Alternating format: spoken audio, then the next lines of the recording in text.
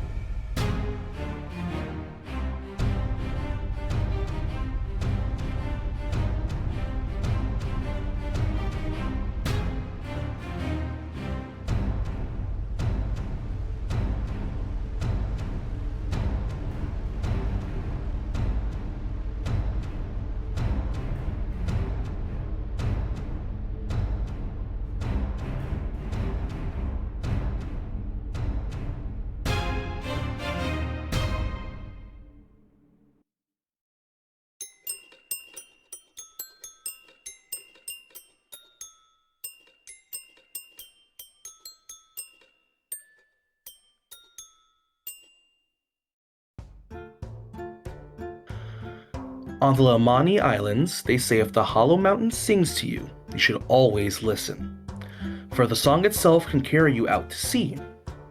This was, of course, the one place Uprush always wanted to go.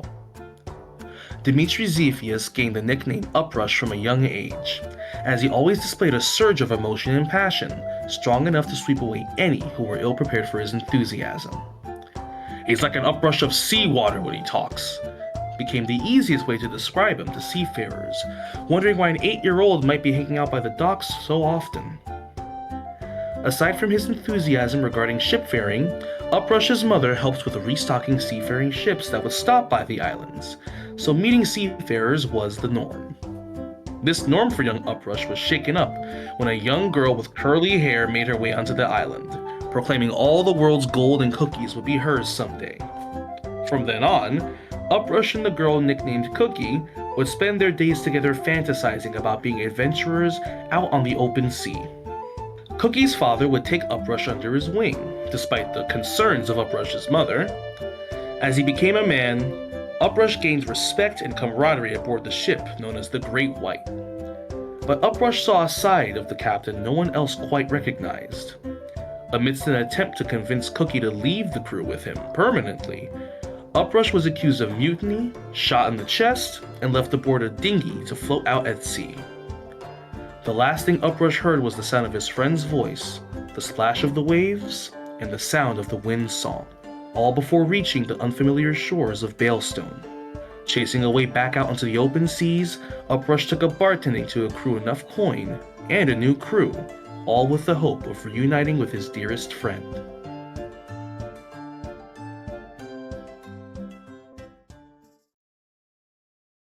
Born to seafaring merchants, Jack and Robin, hailing from Arigian and Kelcary, neither of whom were willing to give up a life on the sea, Hector grew up barely 4 years before returning to the sea for a life of adventure.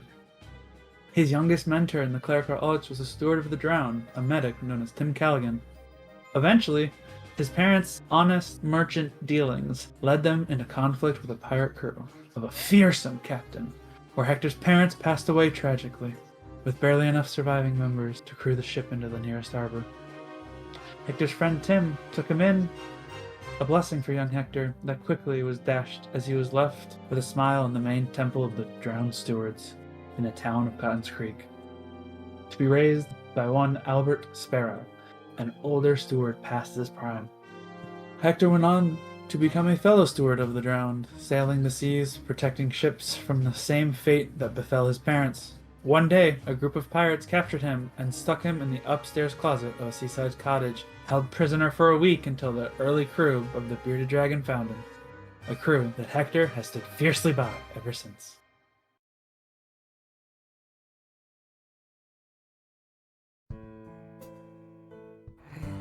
Grow Kadag was born and raised in the kingdom of the Red Dawn.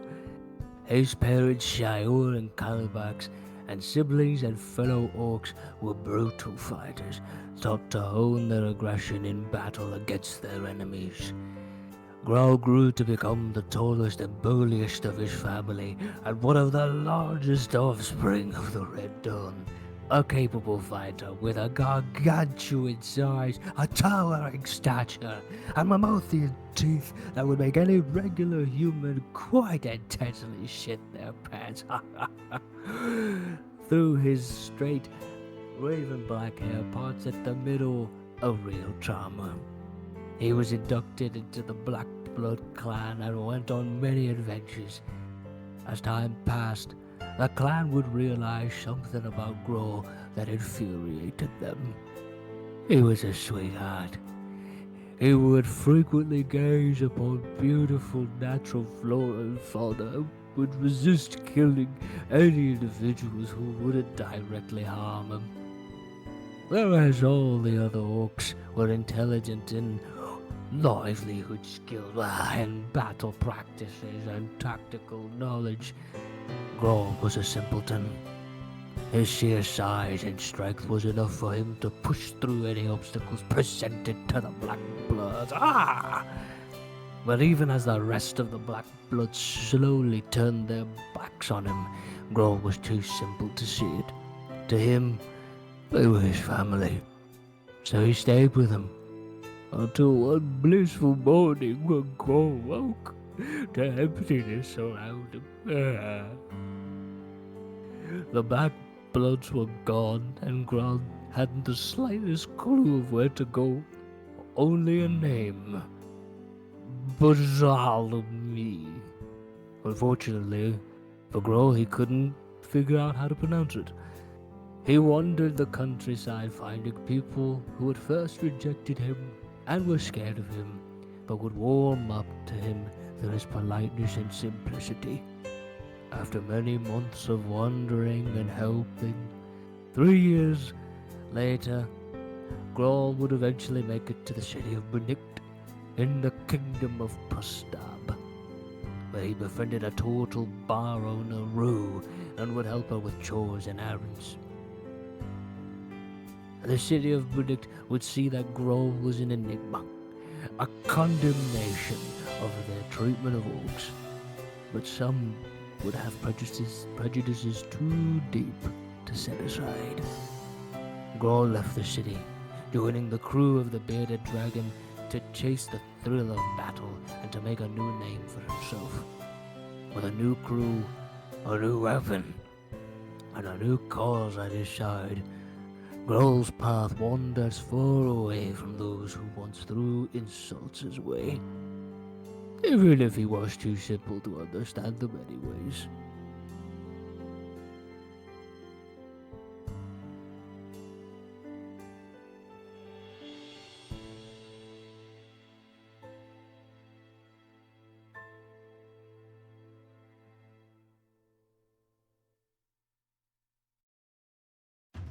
Adrian Drake was born and raised in Winterstone.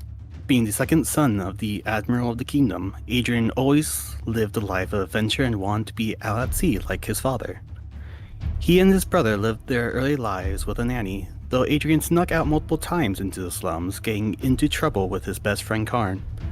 Later on in his years, he was hired onto the Agalita, a trade ship with an older captain Adrian saw as second father. During one voyage at sea, an Asmer named Ariel came aboard trying to get Adrian to do a quest for his god and would not leave until he did so. While the two were below deck in a heated argument, the Agalita was suddenly assailed by pirates, an all-out assault, which was suddenly disrupted as a bolt of lightning rent the sky, sinking the ship and all aboard it.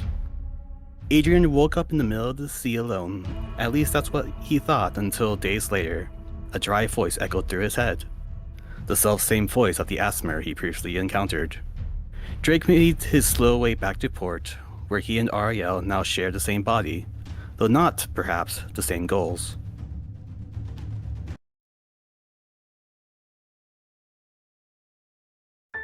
I do not recall when exactly I became what we are today, but here be what I will share.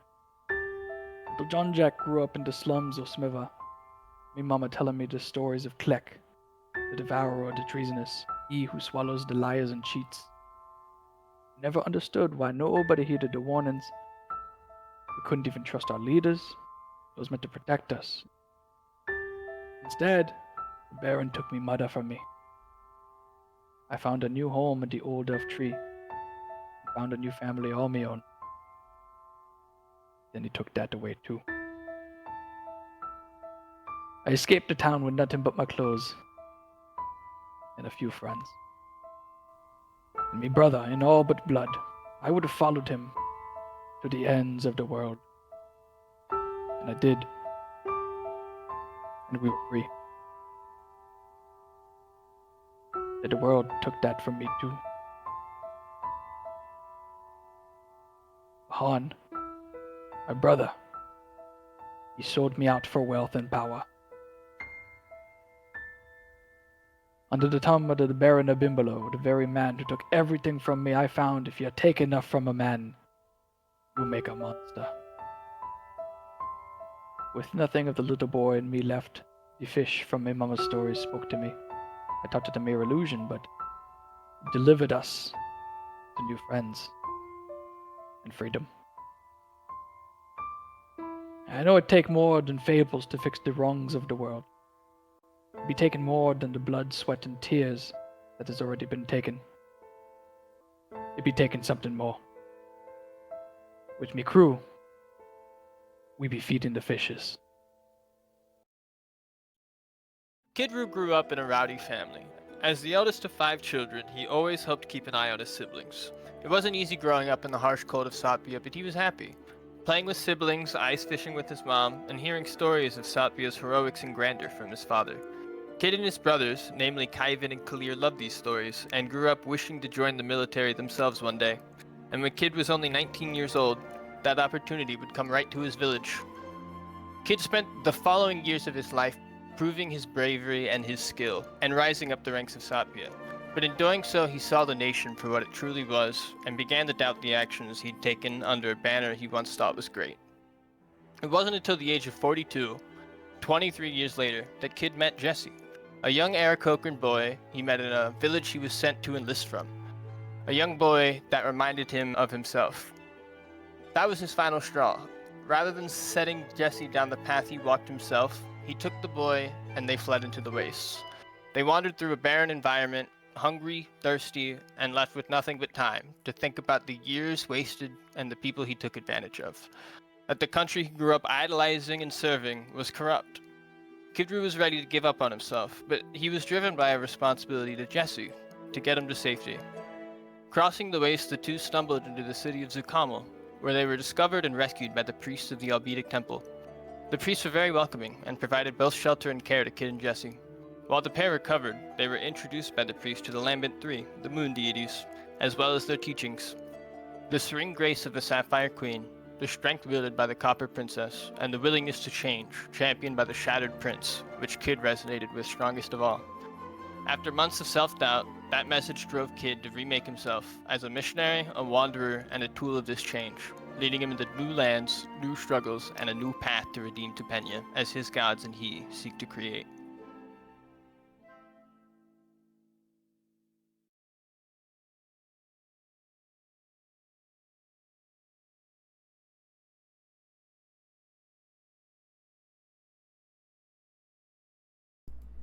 Howdy, and welcome back to this week's episode of Tales of Tupenia, where last we left off, the party had been, the Bearded Dragon crew had taken off from the far eastern region. Still have to draw the compass rose in my head. The far eastern region of Bentuku, on the way to Satpia to purchase or purvey, or in some means create, some means of fighting against a dragon that you guys might or might not be interacting with at some point soon. Kidru having told you that this was an option of getting back in touch with some people from his past. You guys have now taken off towards the direction of Satpia, have taken off westward, and have been traveling for now near on 2 weeks of travel. Whereupon, after you guys passed in this sort of frozen deserted landscape with these different sorts of valleys of trees, assorted scrub brush from place to place, and just like permafrost at other places, you guys had passed a frozen river, whereupon to the side of it there was sort of a southwardly what appears to be maybe like a merchant's pathway had been carved. And you guys had spotted, following behind you, a couple days after you passed this merchant's pathway, a group of people far off in the distance, staying about a day behind you, whereupon Jean-Jacques sent the familiars of Tick and Toe to go and investigate this camp of the these creatures, whereupon Toe, arriving first, was spotted by what appears to be a group of cultists, all bearing a sort of red and black insignia of the Sunderer of Skies, surrounded by a draconic skull. Toe being noticed and blasted any number of times, like this sort of Toe being noticed and blasted any number of times by these sort of cultists coming out from behind from behind him, immediately burst into black and golden light, giving off like firework rays of just shining off of him, and was not dropped by any of these shots that came from these cultists.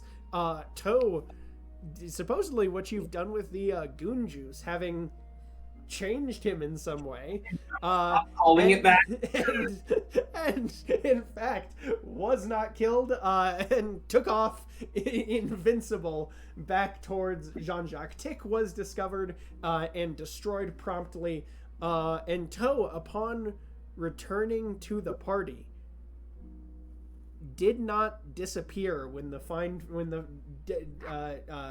duration of the Flock of Familiars spell wore off, just remaining here now. Meanwhile, we'd also had some of the party members having some odd dreams. Kid Roo having managed to attempt to channel the spear with the energy of his gods, managed to get in touch with the Copper Princess, and just ask some questions about like how this is supposed to work, the nature of divinity, the nature of, more specifically, like why some people have to die. And the Copper Princess basically just said, because they do, not everyone is good.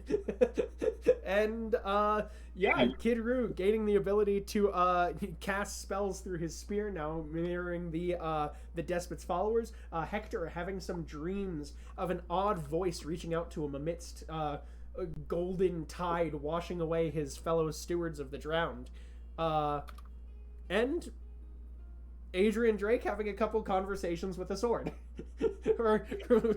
And that is where we resume here in this sort of, we are going into the 15th, the 17th day of travel, which would be the 15th of falling. You guys, as you first wake up in the morning, I'm going to need a perception check here, just from everyone. Alrighty. Yes, sir. Cool.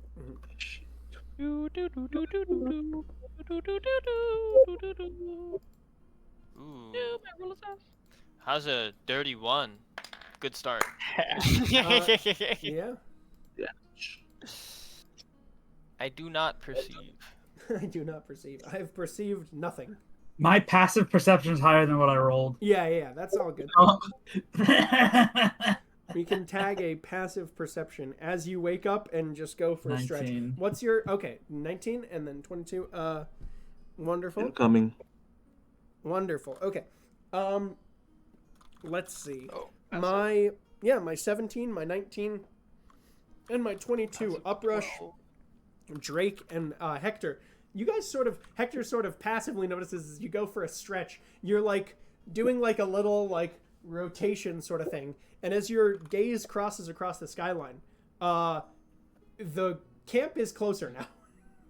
They appear to have made time through the night towards you guys. Does not appear that they are within, they've closed maybe let's see, 8 hours of travel. Actually, I need to look up D&D pace again. 1 moment to see exactly how many how far they've covered. Yeah, it looks like they've covered just 8 miles closer to you. So it's about a quarter of the way is how much they've closed distance at this point. All right, let's start hauling it. What the fuck? And you guys also. Does anyone have a means of leaving like horribly malicious traps behind? Magical or mundane? No. Check my spell list. Okay, so I have an idea. Okay. Concerned. Welcome to Cold Nam, boy. What the hell are you gonna do to these guys? Well, you see, if it snows, then it's really easy. We can leave like next to our. You see, out in the Despotate, when we found out that we had officers on our trail, what we would do things like leave like a thin cloth with little leaves and detritus on top. But underneath, we would have a pit with like spikes facing down, so their foot would go down and they can't come back up. Right? Now, in the Despotate, that would inevitably lead to infection, and then we don't have them on our tail anymore. Here, I don't know. Frostbite? I don't know how frostbite works. That is horribly effective. Yeah. What? Yeah, if they care about each other at all, they just stop chasing. If they don't, we just make another one. All right, well, what do we have? One time, me and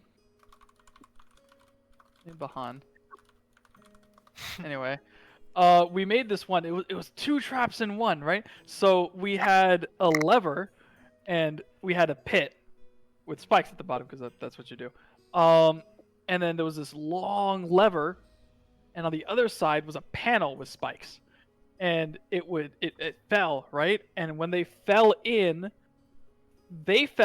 and the people behind them that wouldn't fall in because they saw them fall, the panel would flip forward, and then it would get the guys behind them. That was funny. Rush is gonna glance around the woodsy area. Well, I don't think we have I don't know materials much about plants. I'm just reminiscing. See, I don't know much about plants, but not seeing any levers out here. So what? Do we have any way? Do we have a shovel? I mean, we have a water barrel, right? So if that's probably frozen by now, we could probably just crack that sucker open and lay up the panels and get the binding and and just line them together. I was never any good at knots, so someone else is gonna have to make that. It was my idea. Someone else has made it. Jean-Jacques staring at 3 sailors. Yeah, exactly. We're gonna work on that knot tying thing at some point because that's not acceptable. not on the ship. I mean, I'm specialized in other things. I've kind of just always had someone else to do it. You're learning. Look, every time what happens is someone says that, and then they say something about the bunny goes in, the bunny goes around the hole, or around the tree, into the hole, out of the hole, around the... And then you lose me. You lose me every time. You and all the people who know knots. Like, it doesn't happen. What about a snake? That doesn't help. Don't tell me that it's going around the tree and into the hole, and not that. No, it's like do you see me? Do you see me wearing these shoes? He points down to his like essentially like loafers. Like I don't do laces. You don't have like a spell for that? Yeah, they don't I have a still spell have to for tell the spell what to do. It's not like I just go bippity boppity shoo and then suddenly like my laces are done. Like it's a fundamentals issue. That seems. I will remove your ability to tie knots. What? That's why I didn't go to magic school. And that's why not. Oh, man. So what is the party physically? As you're sort of discussing this, you guys are packing up, making to get back on the road. Yeah. Okay. And then what? And then preparing a trap where you guys are? Was that the consensus, or was it just like? Yeah, I'm gonna go. I'm gonna start digging next to the fire pit. Yeah. Before I quickly realize that permafrost sucks. Yeah. And then I'm gonna have one of the stronger boys do it for me. Wonderful. Right. I am small. I could like presto like a little bit of ice. I could presto like a mug. I don't think I could presto permafrost. I don't know how that works. Is it one object? Is it like what? How, I don't know. No, yeah, it would take a while. Yeah, like maybe I can help with it, but I can't like whip out like fire, like full blown fire magic. I literally just running out for prestidigitation here. I'll help out the little guy. Wonderful. Okay. I'm small. Roll me just a strength check. Advantage? Fuck yeah. Or I guess survival. Oh, that's better. I can give a survival. Actually, I like strength. Oh, Can advantage I from do help strength action. anyways? Sure, you can help action. I'm helping. 21. I'm helping. Yeah. It's the friggin' same. Still 21. Okay. Hold on. That's gonna be My father 16. taught me how to dig permafrost. Wonderful. so you guys, let me figure out. So what are you guys using as the spikes? Are you using, because you have spears and you have wood that you could sharpen into spikes, but Yeah, I think we whittle. Yeah. okay. Yeah, let's do some Whittle the wood into If a we don't spike. have a shovel, I want. So the spikes, each of them are gonna have like roughly an inch worth of it, like willed and pulled away into a barb. Oh, interesting. So that so that it's like harder to pull off of. Yeah. I got you. Yeah, and so while also being down facing. Yeah, and this was a 20. There was a 21 was our highest on survival there from Kidru. Right? sorry? Well, that was a 21 was our highest on the check there. On strength, yes. Yeah, on strength. I'll Okay. start working on the spikes. Yeah, so you I guys did. I was a 16 survival. you guys make basically like, rather than like the grass pit of the, you know what I mean, like snow. right, you have made a snowdrift basically, where also unfortunate negative effect that I can discuss with anyone that has not learned much about snowdrifts is as they fall in, because it is lighter snow, it will fall on top of them and bury them in here. So just so you know, yeah. Oh no! I wasn't making like a person hole. Yeah. I was okay. So the plan was to just make a hole like probably like 3 feet deep. Yeah. And like 2 feet wide next to the fire, so that when they go up to the fire, I'm like, Yeah. how long has it been since they've been here? It smells like whatever. Their foot, just their enough that up to their knee goes in, and then the spikes.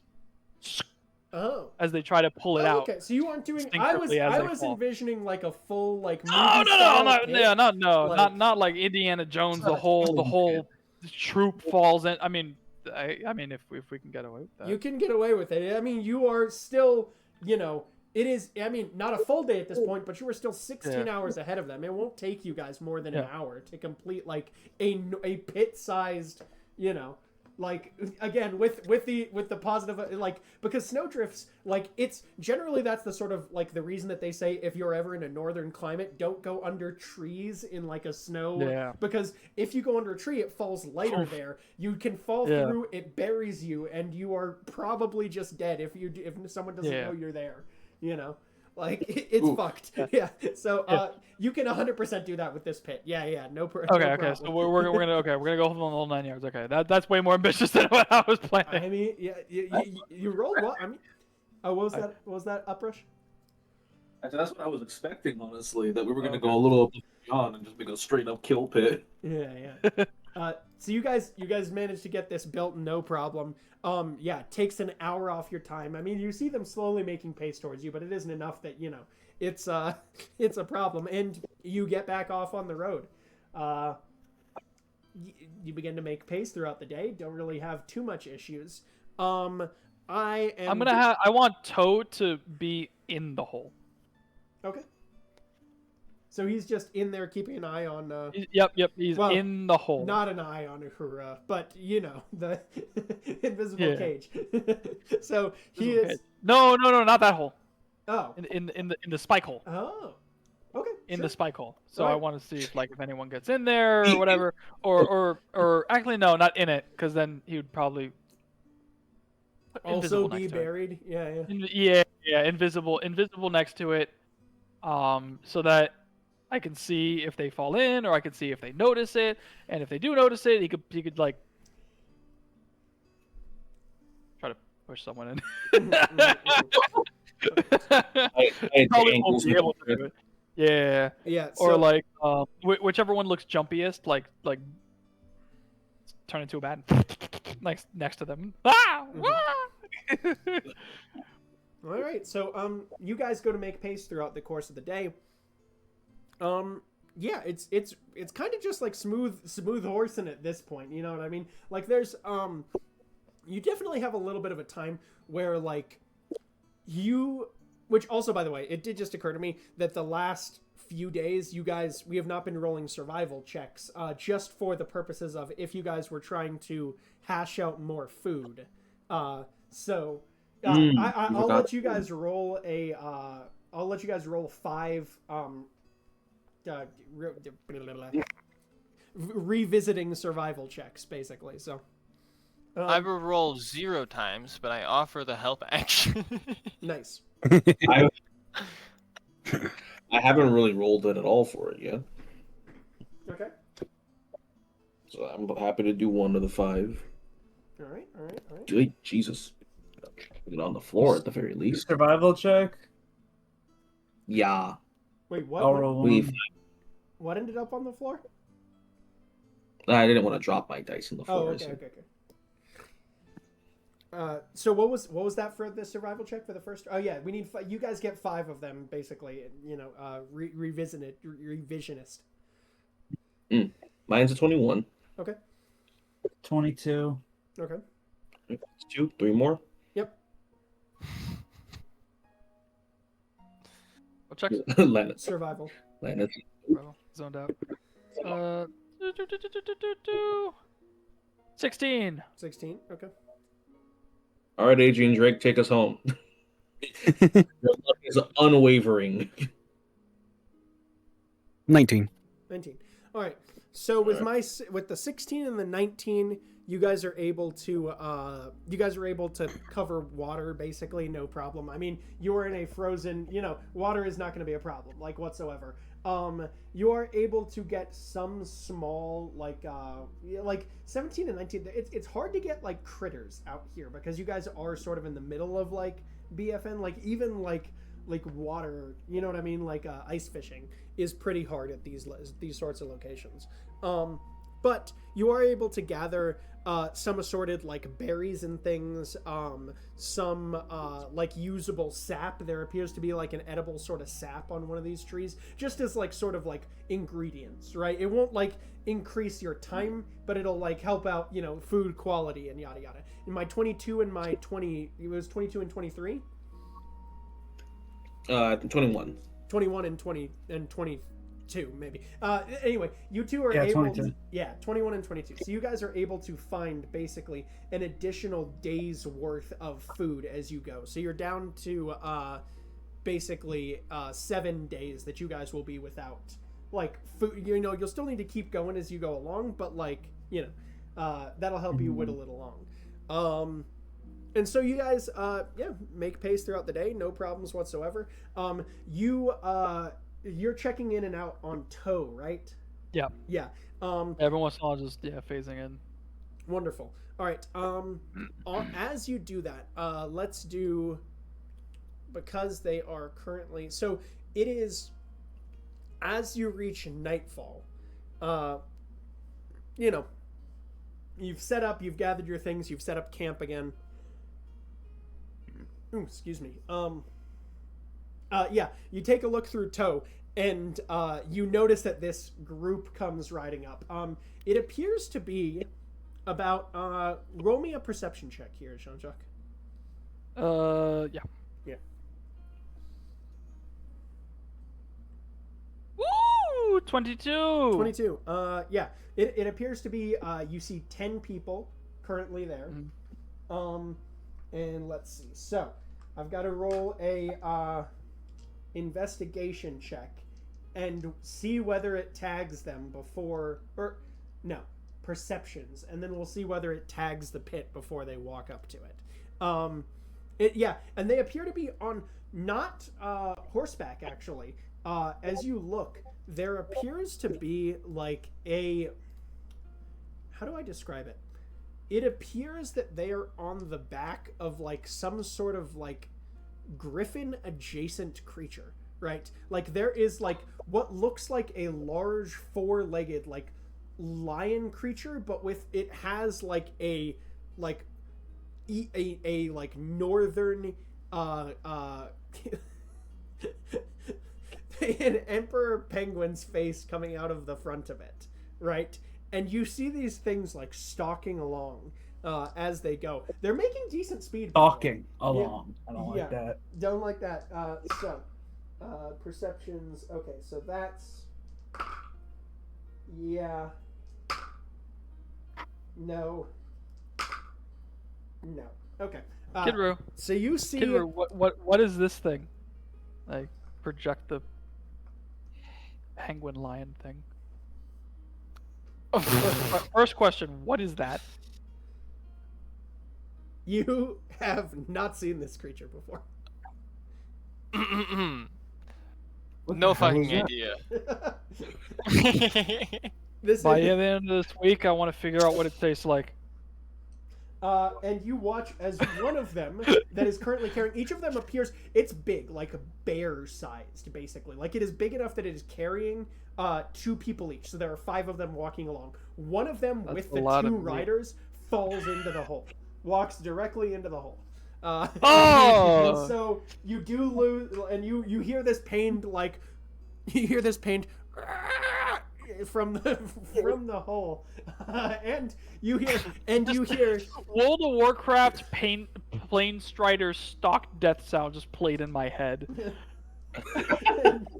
Crazy. You hear one sound of cursing in the same language that you recognize from before as Draconic, and you hear one, "Buy me, fuck Jesus, fuck it," and so that's gonna roll. I mean, shit. What do I have you? I mean, it's a decent fall. I'll have you roll 5d6 damage. Christ. All right.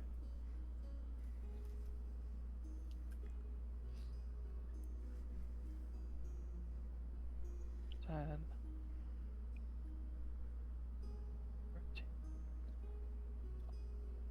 14, not a lot. Okay, 14. Okay, I'm gonna need to roll a very important check here that I think is only achievable by natural 20, which is, as these creatures, the rest of their compatriots notice these ones fall into the hole, this pained thing, the snow collapsing around them, and they begin to try to dig their companions out. Okay. Oh, boy. That one gets out. That one gets out. But- Wait. Toe is there, right? Yes. All right. He's Oh, you're apparently going immortal, for a right? push? Yeah. I mean, Yeah, he's like digging him out. I was like, oh, I'm gonna try to, and he just like either like messes with the snow beneath his feet or just what. I'll let Toe figure it out. Yeah. I mean, that's a good because we determined that they could. We have house ruled that they can vomit the poison. Yes. So there is they an just- invisible. You hear from his voice. You hear just like, hold on, I'm gonna try something, and then you hear the sounds of. And immediately there is a puddle of acid that appears out of his mouth on the feet of one of the guys trying to dig out the hole. I'm gonna roll a. It's corrosive. I'm gonna. In this circumstance, it appears to be. Oh, okay. And you see, it is more specifically, it is hot and wet, and they are standing on recently scuppered okay, snow. and so it would melt, freeze, ice. So Dex check, Dex saving throw. Is there a saving throw for that in the Quasit information? He uses all Quasit things using involving like the ability whatever they use mine now. Yeah. So okay, that's 17. Yeah. No. So you watch as one of them collapses into the hole. 14 points of damage to this other guy, and immediately they are all on guard. They stop moving, and they begin looking for Toe. Which, I mean, it's you see that get out of there. First one. Let them look. You see that? Oh, he takes off. Okay. I tell them get out of there. Let them Roll look. me a stealth check here. With advantage. Before he leaves. Yeah. I want him to write the number 1 in the snow. Okay, sure. Roll me a stealth check, not with advantage, just straight. Yeah.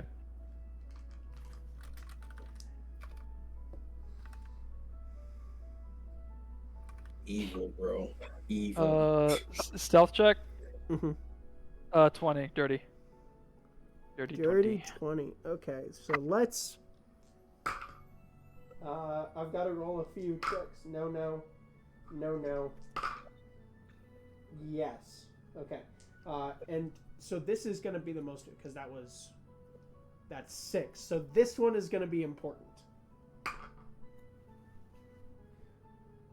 Okay. Unfortunately, so one guy does blast Toe, sees Toe and blasts him, and the light goes off. Right. The guy who had the banishment spell prepped does not see Toe with a 6 on the dice. and thankfully Toe escapes in this radiant light just slightly glowing off of him as like he just happens to miss it. Yeah. And just and Zoidberg's away. So and coincidentally, the natural 20 did not occur, so as Toe flies away and looks back, he notices that they are unable to pry the weird penguin bear thing out of the hole again. So, also down a penguin bear. Penguin bear. Yeah. All right, so you guys, you sort of rattle off to sleep this evening, unless anyone has anything they would like to do here. Yes, I would like I would like to start prepping the next trap. Perfect. You use This one. one. Yep. Oh, What's this one gonna be? Freaking logs falling from the freaking sky by a rope and just. So I'm gonna make a place in my tent where it looks like I buried something. Okay. And then 2 feet away, I'm gonna dig a hole. Okay. That's the real trap. Oh, is the other hole? The first hole is a decoy. It looks like I buried something or I left something behind or whatever. Like I'll leave like a little like a scrap of like cloth or something like half buried, like I buried. And then 2 feet away, I'm gonna put the trap and I'm gonna put the smaller like foot trap. Okay. Kinda And that's leading the to one this where game. you just want it to stab him in the fucking ankle. Yeah, where Yeah, the okay. foot goes in and then Yeah. with like barb, whatever. I'm gonna have like toe like spit on the barbs or whatever. Right. It's the nail, whatever the nail trap is. Yeah. And then I'm gonna write in the snow, like nice and deep. 3. Horrifying. So, Psychological warfare. yeah. My character is psychological warfare. The character. So, I love it. Yeah, roll me a. I don't think there's so many more traps than there are that they're like, well, we got so lucky to get as far as we did. It's like, oh, bro, I made 2. So we're gonna need someone to roll a survival check for that one, and since Jean-Jacques was leading point on that one, it will be Jean-Jacques. Okay, yeah. Now, That's if fair someone enough. wants to help him out, help action. I'll help him out. Okay, thank you. You see Jean-Jacques beginning survival. to like cackling, just stick a bunch of downward-facing sticks in here. Which 16. 16. Yeah. It was survival again, right? Yeah. So surprisingly easy, as you notice, because again, these like sort of deeper areas of like packed snow / like frost have been here for like a while. So as you just jam these little sticks up in there, they stay just normally downward facing. They just hang out there. Yeah, no problem at all. And okay, wonderful. Now I am going to need today. I'm going to need a. What would this one be? Let's just do a D6 roll. If someone wants to roll a D6 for me. I'll do it. Okay. That's 3. 3. Okay. Wonderful. All right. So let's yeah, you all bed down to sleep that night. We pass into the 16th of falling there, 18th day of travel. They do appear to have closed distance once again during the night. It looks like they're just taking nights off to catch up at this point. How far are they now? They are now, let's see, so they've done 8 additional hours, so 16, so they are now 8 hours behind you. They are about, let's see, maybe 8 miles. Oh, and I do leave toe behind again. Okay. Just looking from a little further. Yeah. Same strategy. Same strategy again. Yeah. So as you guys begin to travel on this day, you notice Hector, roll me a religion check here, please.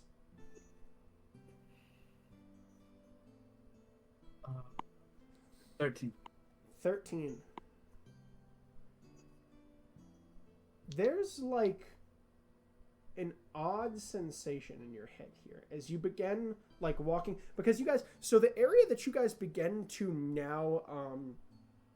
now cover begins to become slightly mountainous again, right? There are different like crags that you begin to like enter, like heading up and down. There are some little areas you're able to skate around.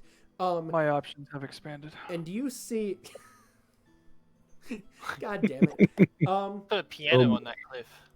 You see, as you fade towards sort of like, which, by the way, 8 hours into this day, round about mid-afternoon, you look back at Toe, and you've put in one of these hell pits. Yep.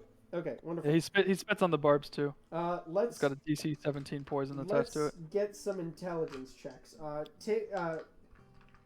Tick looks again, or Toe looks again, takes an eye on them, and by the way, you notice that they are also currently down one person. So they have lost the thing, and they are now, there's one that's currently riding 3, and appears to have swapped out during the day. You also notice, by the way, roll me a insight check here. Yeah, I'm good at those. Nat 1. I'm not good at those. No. You cannot tell anything. You are too enamored by watching them. Okay, so let's do. I'm too amused with my evil deeds. These are very not good. And so you watch as a few of them take a second and look at each other, and you hear them begin whispering again in Draconic. You can't really make it out, but you see one of them points across what appears to be the campsite here, and they're a lot warier this time. That does not stop, however, what appears to be one Eric Cochran that you can see that does just walk directly into the thing, and Talon Barbed and is as horrible as you might imagine. So doesn't interact. I'm recalling him. I have plans. Wonderful. Okay, so let me pop back to this moment where you guys are heading through this sort of mountainous region. Drawing towards late afternoon on this day. Hector, you take a look, and with that 13 religion check, this frozen river, roll me a perception check. We'll do it, 13. Yeah, we'll just roll me a perception check here. 19. 19. Okay. Let's see. Is anyone assisting that at all, or would we like to burn any commitment tokens there? So what are we looking at? Okay. Hector's just taking a second because there's like a weird. You see like a bit of the frozen, like the ass end of what appears to be a frozen river here, right? You guys are like walking basically along, like, frozen river. Yeah.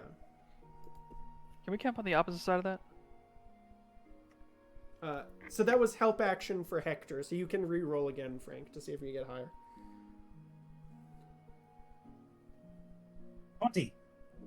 20. Good. Exactly what you needed. You take a look, and you can just see, just vaguely, like, there's... You ever feel just like... So what we did before, that religion check there, you just feel the very slight beginnings of, like, when you can just feel the bit of a migraine coming on, like, in just a specific location. Like, that's almost the sensation, is you're like, there's something, and you, like, it has a weird, like, intention to you. So as you turn that way and take a look, you see, just barely, off in the distance, up this frozen river, you can see just the vague, because there's sort of like this fog that, like, that is, like, starting to hover at this point. You can see the vague outlines of what appears to be a ship's mast.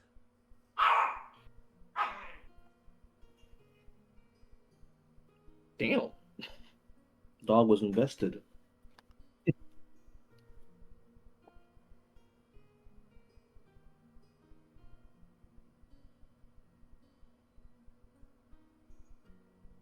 I relay it to the party.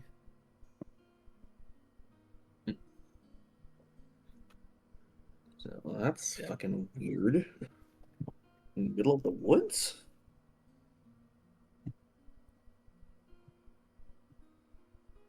Yeah.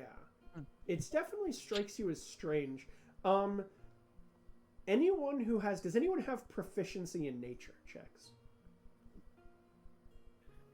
Nope. I don't think I do. I don't even think Adrian has it. No, sir. Oh, which, speaking of, for this morning, we'll need an RAL Drake check. Yep, 24. Yes, I believe succeeds. Give me 1 second. I'm looking for my good old-fashioned Adrian Drake note, which exists somewhere. There we go. Yeah, 24 succeeds. Yep. I've been doing some nature training. Okay. I'll allow that. So I'll allow, you can give me a nature check yeah, we'll just say straight, because it would be with disadvantage but, like, you know the area. You're beginning to get to an area that we know a little bit more here, Kidru. This is very true. Yeah. 19. 19.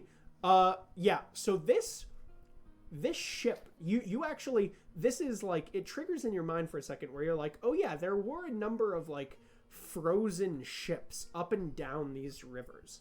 Have been frozen for as long, like I'm talking like the whole thing is fucking like encased. Like these are like ancient. These have been here for as long as you know that, like as long as you have known Satpian history.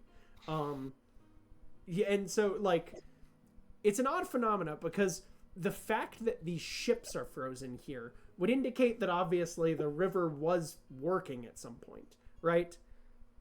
But clearly isn't now. Oh, guys, it's just the old glacial fleet. Been there forever. What? But it is very interesting, though. I don't think I've ever really considered why they would have been there. They're just fun to look at. Can you go in them, or is it just the mass sticking out of the ice? They're like fully encased in the ice, no? Or for the most part, I imagine. Hit me with a history check here, Kidru.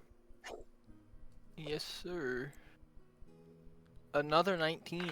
19. That's solid. Yeah, so you know that throughout history that there have obviously been like one of the crimes of Satpia is like inherently you know, like you know, standard thievery, right? Like stealing shit that isn't yours.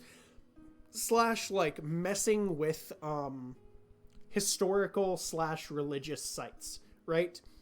This in your mind, you're like, you know that there are people that have broken into these before. You have heard of like, you know, like historical site robbers, right?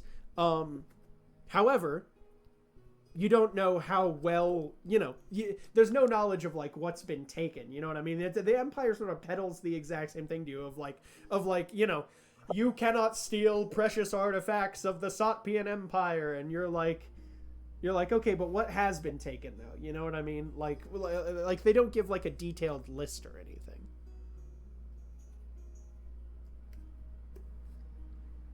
Curious. So yeah, in theory, it is like accessible via, you know, people could like pick their way into there, or you know, melt their way in, or something. So we can't like hang out in its hold as like a free camp. We don't have to set up and shelter from them. You might be able to.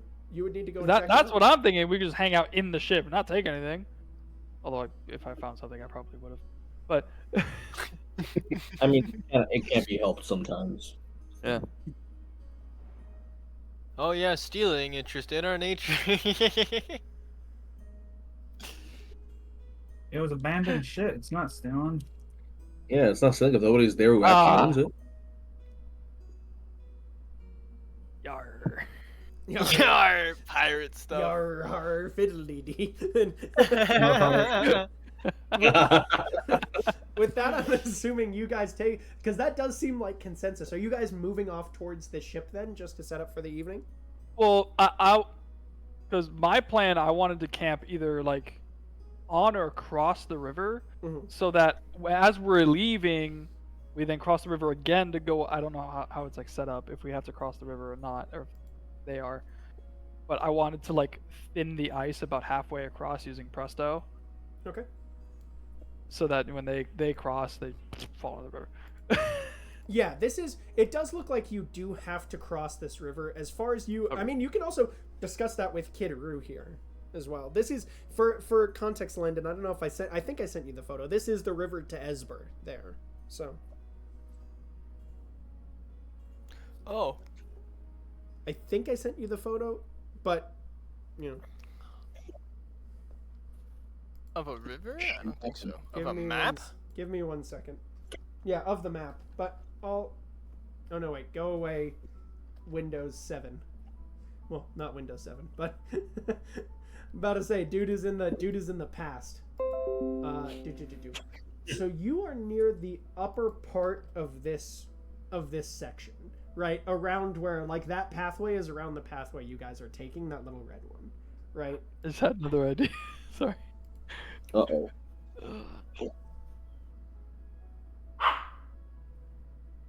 Okay, we've made a shockingly decent distance, actually. Yeah, you guys, I mean, you're halfway through the journey at this point.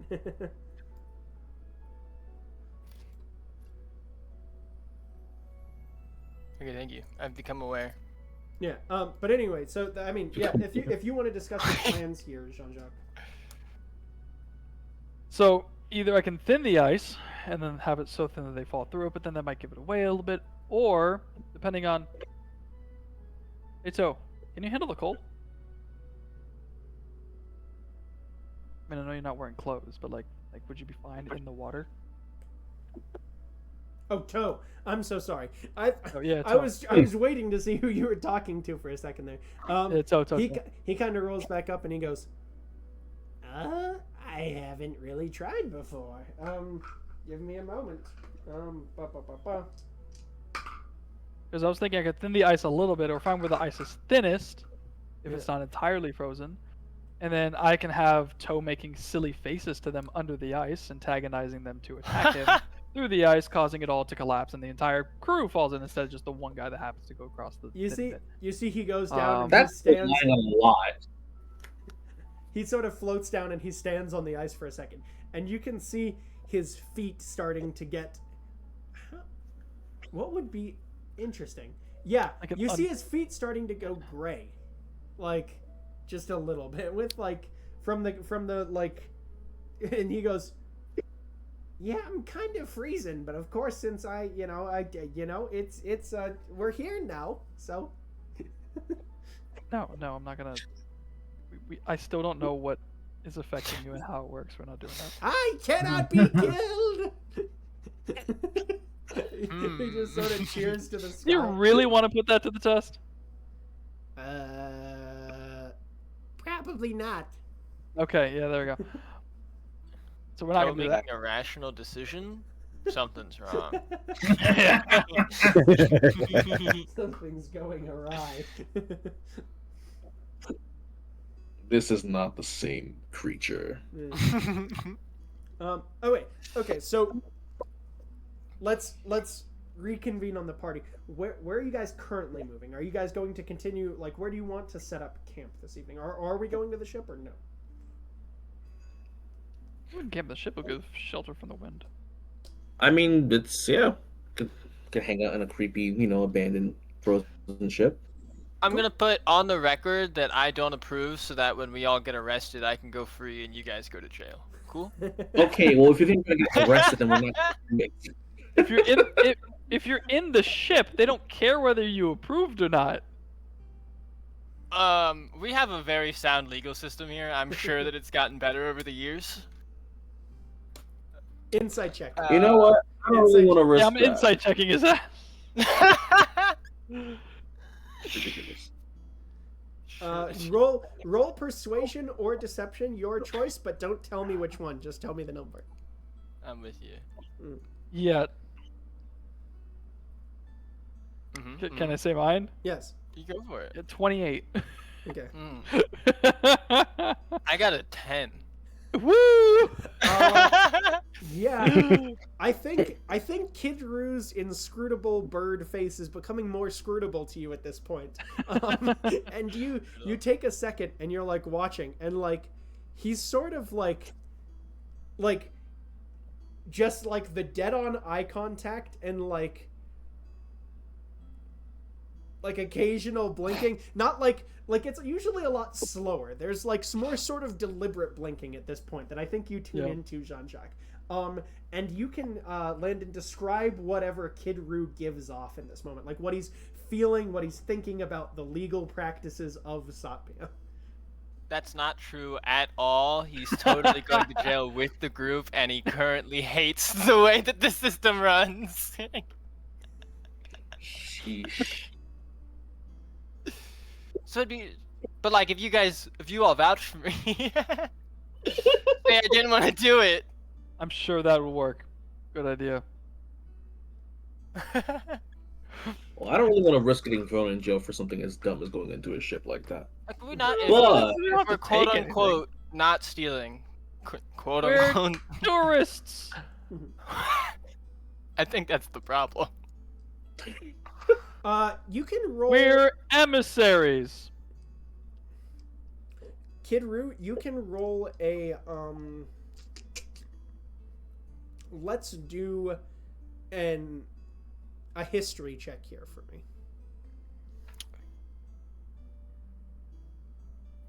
17. 17.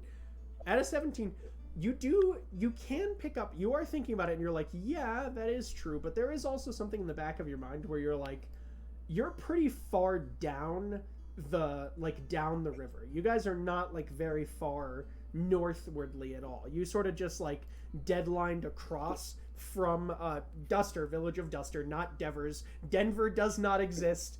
We've learned here today. Yeah. So you guys have learned coming across from the city of Duster that like you're pretty far south. It would take them a week plus, like you are a week out from the nearest city at least. Like it's not like they would be here very soon. So like unless there is a roving like inspective team that comes through, you'll probably be fine. Which maybe. I mean, I was probably gonna have to go along with it anyways. Does that mean that we cut through the edge of the waste? Yes, yeah. You guys went through the edge of the Deadlands that first like couple of days. Brilliant. Mm-hmm. Cool.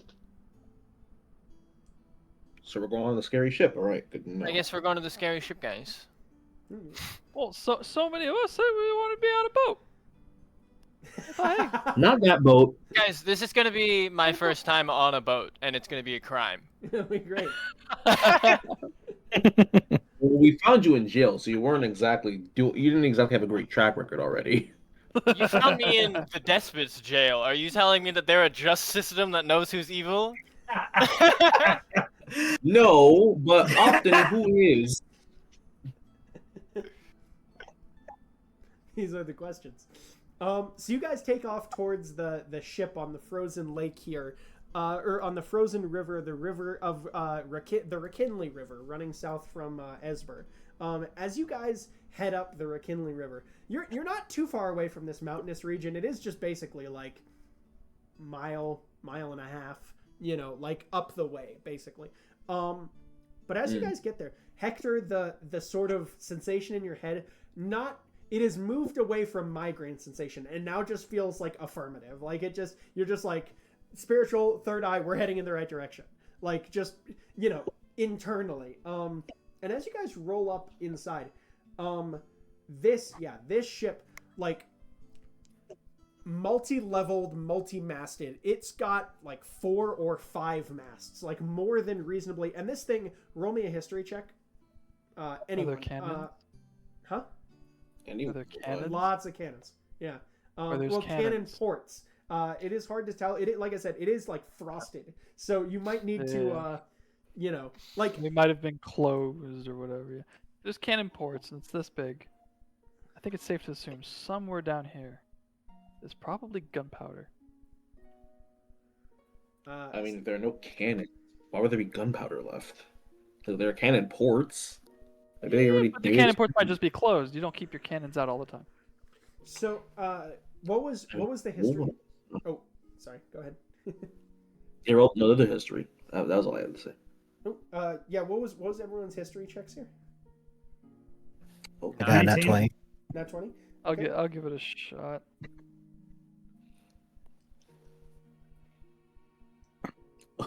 There it is. 15. Ooh, 5. 5. I don't do history. Yeah, let's do. Okay, so we had a 15. What did we have that was above 15? Was that Uprush, Hector, and Drake, or Ariel? Yep. Yeah. Yep. Ariel. Well, so let's start with the 15. So with a 15 on these, and what was that for Hector? 19. 19. Yeah, so with a 15 and a 19 on these, you're taking a look at this thing, and like the style of ship, like you guys are both sailors, this style of ship has not been used in, I mean, 500 years at least, right? Like you have not seen, and Ariel, this is, with a natural 20 here, you have a you have a flash of seeing this same pathway once upon a time, right? This is And in that moment, you sort of like there is just like a slight unlocking of this memory to you, and these ships, like this river, has been. You also notice a very peculiar thing here, which is that for what appears to be a river that like you based on like the thinness of the river, it looks like you're getting towards the tip of it, right? Like the end of the river, as it were. This river appears, all the ships are heading northward. So the ships are heading in the opposite direction of where the current, in theory, would have gone. On top of that, you also can tell that this is not just over 500 years old. This thing is over 2,000 years that it has been since these ships have been marooned here. Oh. Which, with a natural 20 on history, you believe that that's like... That is, like, rivaling, like... There are a lot of the countries that are currently on this earth that you know are less long, like, are less long-lived than these ships have been here. Well, on this Tupenia. On this Tupenia. Yeah. Holy crap, though.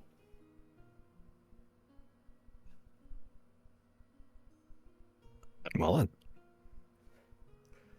Uppers is honestly having a field day looking around at this old-ass ship. He's like, I haven't seen this kind of work in... well, ever.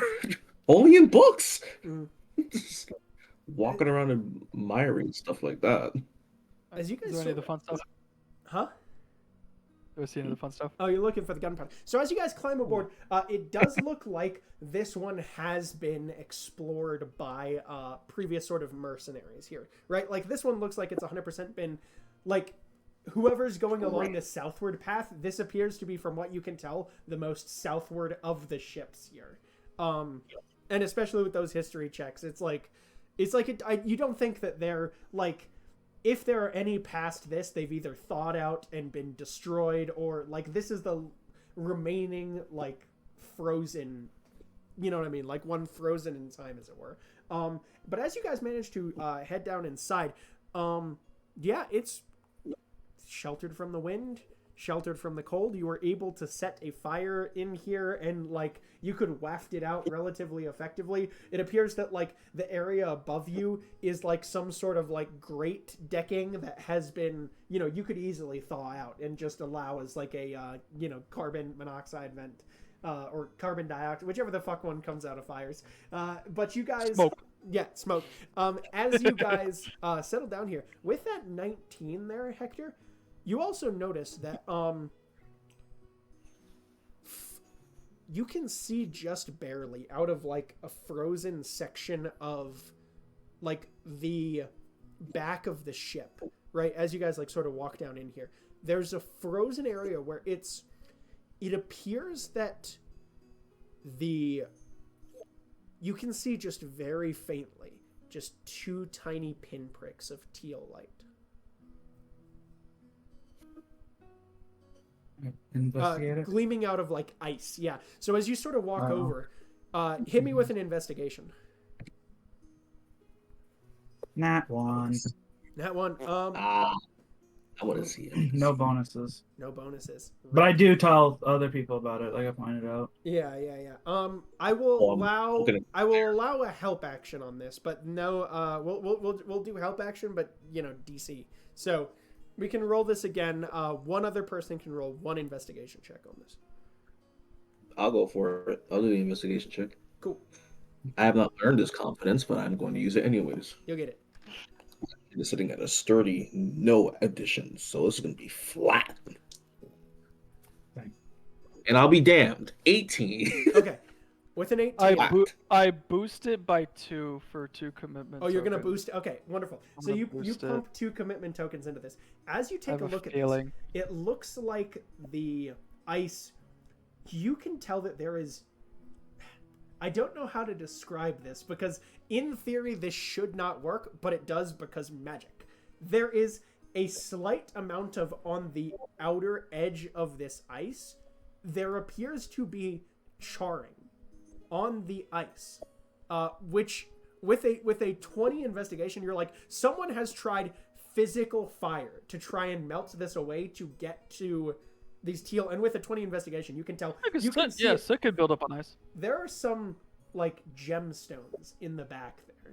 Like these are the gemstones. You can tell, like, just doing a little like squinty. There is a symbol of the drowned steward, like that appears to have been carved into the wall of this ship as like sort of like a shrine at some point. And someone has tried to get back to these teal gemstones and has not managed to with physical fire. Huh. That looks a lot like that whole Steward of the Drown thing back there. I guess somebody was trying to get a hold of those gems.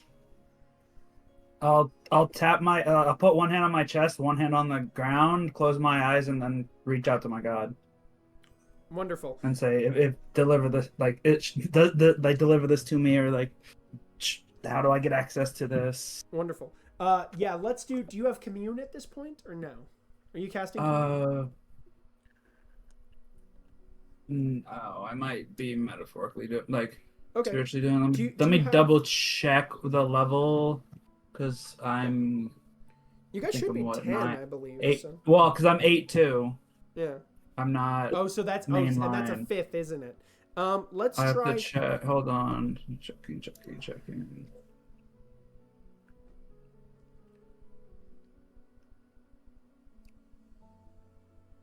Oh, yeah, because divine intervention's 10th. Oh, And so then I you, don't think I took the spell. Oh, So right. no, because I'm not cleric 10. I need 2 more levels. do you have? Okay, so read off. Suggest a few spells to me that you think might be useful here. I mean, I'm praying. I'm not really like. Okay. Well, I mean, I'm checking. I'm checking to Would see if there is guide. anything that would be like that he might be able to guide you. Like a to tool that would just do it. specifically. Yeah. I've got Death Ward, Blight, Banishment, Vampiric Touch, Tongue, Spirit Guardian, Sending, Revivify, Oh. Mass Heals, Silence, Ray, Hold Person, Gentle Repose, Identify, Healing, Guiding Bolt, False, Life, Detect Magic, Cure Wounds, Bless, Bane, Thaumaturgy, Spare the Dying, Sacred Flame, What? Mending, and Guidance. What ray was that? There was a ray there. You said. I think it was probably a second. Of Enfeeblement. Oh, Raven. Okay, so then let's. You sort of feel an inclination in your mind that either Spirit Guardians or Sacred Flame could do the trick here. Okay. And then I guess I'll just try to Sacred Flame repet it, like, Okay. like from that hand downwards, and just think about hitting it as many times until it melts. As you do, I get actually, through. So you go to cast it. Normally, Sacred Flame is a cone effect, correct? I think it's a target. Or is it single? Single. Okay. So Descends on a creature that you see. Yeah. So as you go to reach your hand out, you actually, rather than having it goes to cast, but it stops. Actually, like the physical effect stops at your hand, and your hand is glowing with the Sacred Flame here currently. Well, Just push that's my different. hand As you down, walk, like. as you walk up and you press your hand into the ice, you sort of walk forward, and it slowly gives way before you, inch by inch, piece by piece. This is like 2 feet of ice that is like Yeah. formed around this thing, and you burn your way to the back, and you see before you the same sort of roll a history check with advantage or religion check flat. I'm gonna take the one with advantage because it's a base roll anyways. Okay. If I don't. Did anyone Wow! in the party not dump int? I'm neutral in it. I didn't Please dump tell me. it. Well, I dumped my No, I rolled a 3 and a 4. shit. I rolled horribly. Because I'm not a intelligence based Yeah. And religious person. Religion is int rather than Yeah, wisdom, isn't it? yeah, Shit. which is Yeah, because it's just Well, that's one of knowledge those- of gods and their practices. Yeah. rather There than is- them interpreting their science. So let me give you a description. As you burn away in front of you, you see a Yeah. symbol here of the drowned steward with his mouth open, and his eyes sort of blaring here. You can tell that the area where the mouth is open has been hollowed out. Yeah, gotcha. Let's say because you've done in the past where you'll do like wisdom-based religion, since it's my religion, and that would boost. Or Manny's mentioned it. That's I don't know if that's me. You've mentioned it, and I think I thought AJ's done it before. I'm the guy that really likes. I know you mentioned out the attributes for. I'll do like. Wisdom, religion, dexterity. Yeah. No, that's still only a 9 now. Dexterity, alchemy, But I hybridize stuff. So I'll describe the situation to you. We'll see what you can try to. I'm gonna do like I did at the well. I'm gonna pull out the Mariner's Ally. Sword in the mouth. Yep. Make it a rapier and stick it in. Yeah. And as you sheath it in the steward's mouth, I don't like that phrasing, but I'm going to say it. Sheath it in the mouth. Right, exactly. You see the eyes. Word. What was that? Careful of the goon juice that follows. Bro. Yeah, exactly. I need to start using different terms for things. As the eyes blare out with teal light, you feel a flash in your mind, Hector, as you have, how do I describe it? Like an accelerated version of the scene in Polar Express where the little ticket is flying around. Like your head woof out of the ship. You see before you this frozen landscape, just miles of this river stretching before you, mountains beginning to make their way towards the west of you. Your eyes zoom as quickly as it can up the river, passing ship after ship after ship after ship after ship after ship, and then you see it take a brief cut away towards the northwest direction. And you see yourself flying across up here what appears to be just glacier until you come to what is the end of a river and Glacier Point. And you see here just a small cove with a giant chasm opening in the ground in front of you.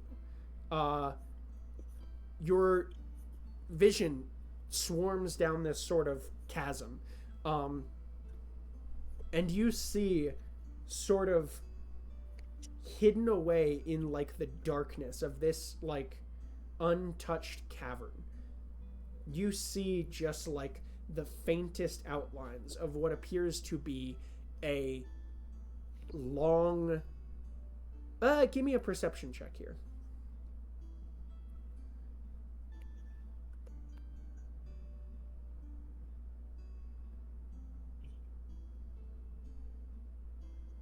Dirty 20. Yeah. What appears to be an ancient temple. And you see the symbol of the drowned steward above the like on the plinth above the doorway. Ancient, what appears to be coral, like frozen coral, like petrified by years. Whoa. Indeed. I relay that to everyone as soon as I can. Like if it's over. You blink out of this vision. I like stumble back and relay that like I whipped up through the whole river, up into a deep chasm in the ice glacier, and there was a old temple, like made out of coral, to the drowned steward.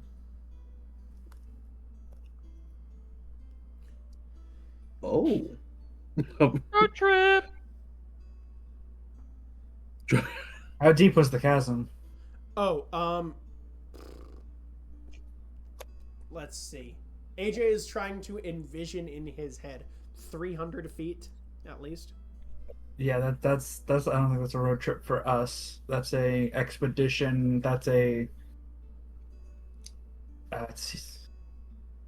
Yeah, it's like based on what you can tell, and Kid Roo, who's listening in here, you get a history check with advantage because you should. Yeah.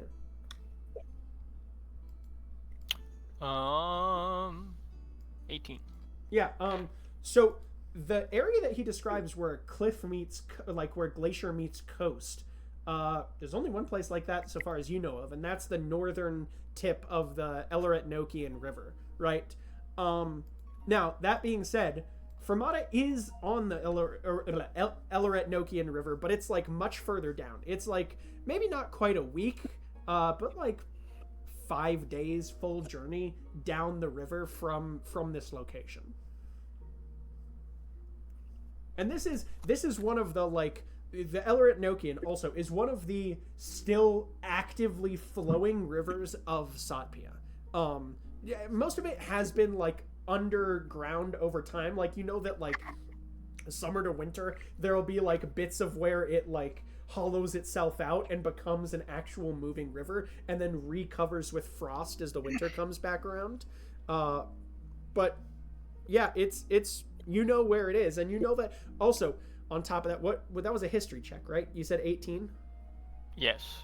Yeah. With an 18, you know that, so you guys have another week on your journey, and you know that one moment, AJ needs to pull up the fucking So to clarify, this is the calendar. next river, right? Yes. Yeah. Yeah, is the next river over. And one sec while I pull up the damn.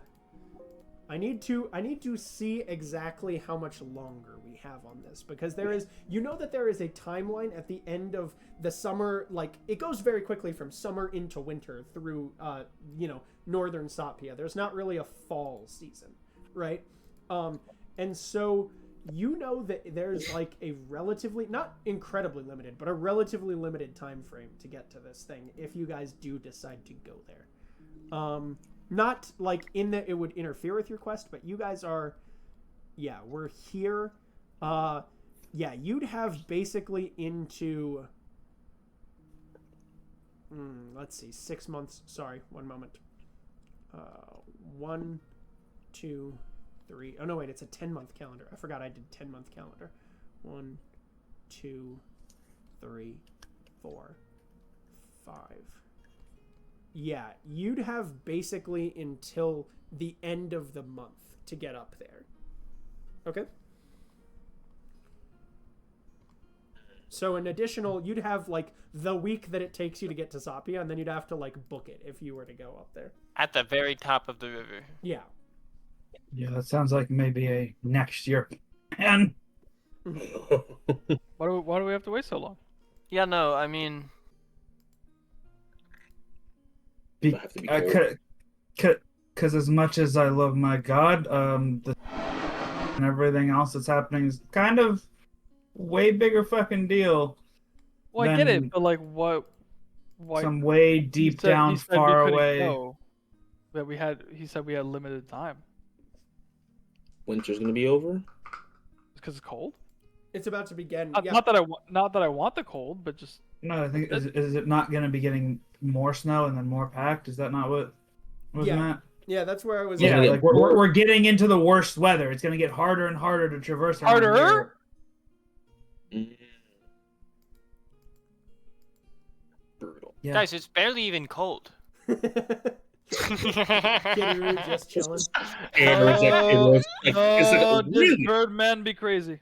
Mm-mm. I'm just gonna tighten his jacket a little bit Nope. at that collar. Nope. Not even. Nope. Nope.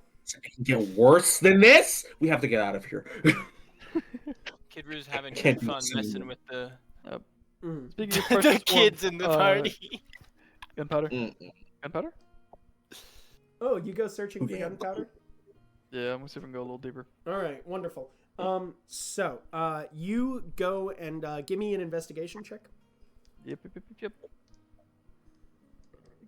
Please have a I go with him to make sure he only steals gunpowder. 19. 19 is a great check. Unfortunately, it has been hollowed out. It appears that anything of like value that is within reachable distance has been taken. Now, if you want to attempt to, I'm going to let you know this, and I'm going to say it deliberately. If you want to use fire near the cannons in order to get to the gunpowder, you may. However, everything Hector. else about that However. sentence. Hector, Yeah. I have an idea. No. I don't like know. I don't like that at all. But like, come on, what is it? We can't let them reach this holy site of yours. You've already burned all the way to the symbol. Those Yeah, but heathens who else has a defile it. fucking Mariner's ally to fucking unlock it? They would defile it. They would steal the gems and probably use it to make a shrine to their own god. Who is they? The cultists follow. Okay, so because we're here, it's in danger? Yes. So what we can do is we could remove the here and it will no longer be in danger. Then we'd be defiling it.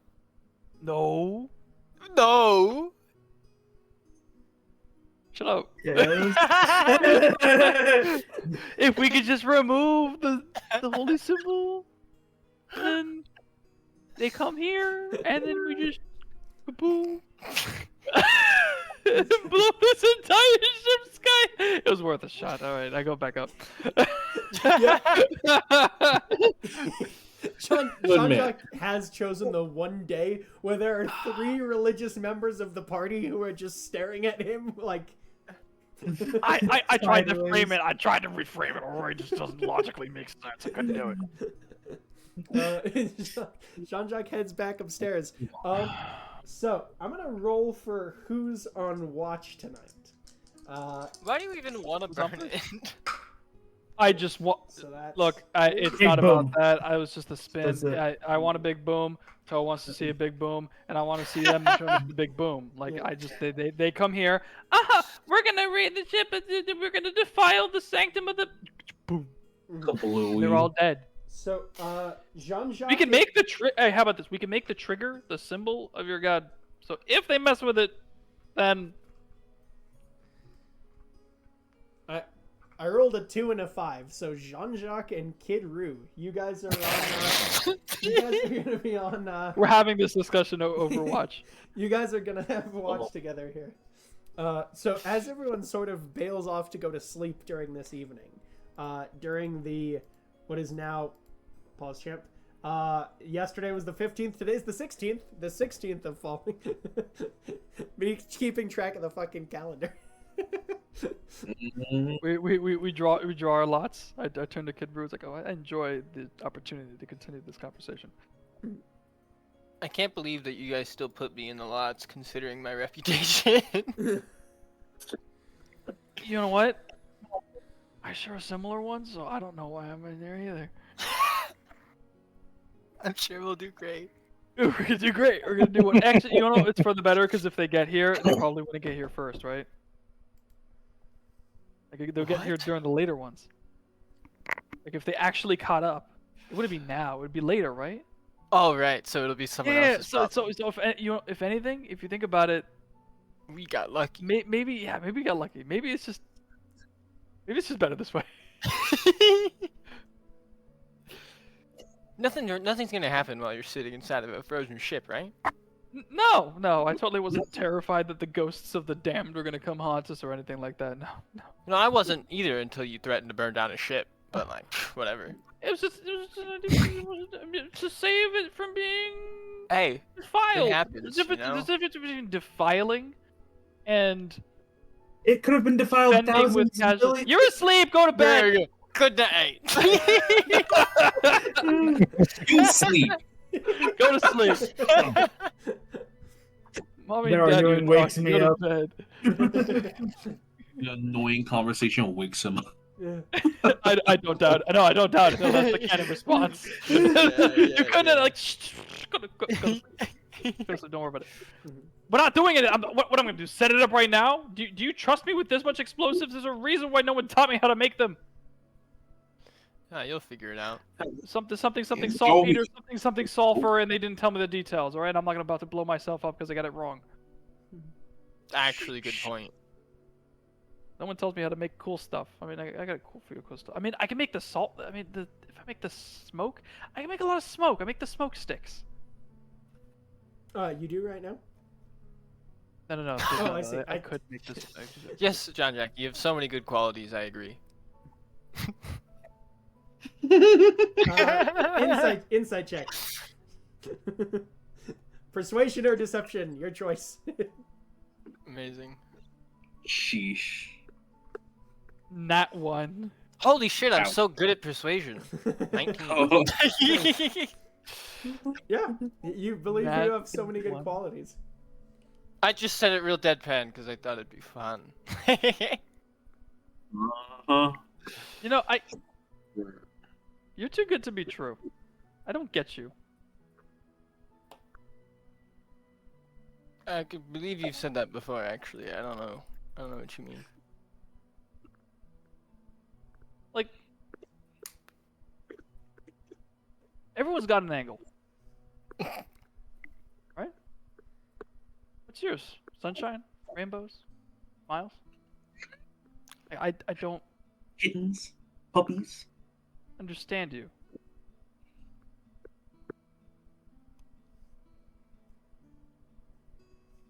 Like, there's got to be something else.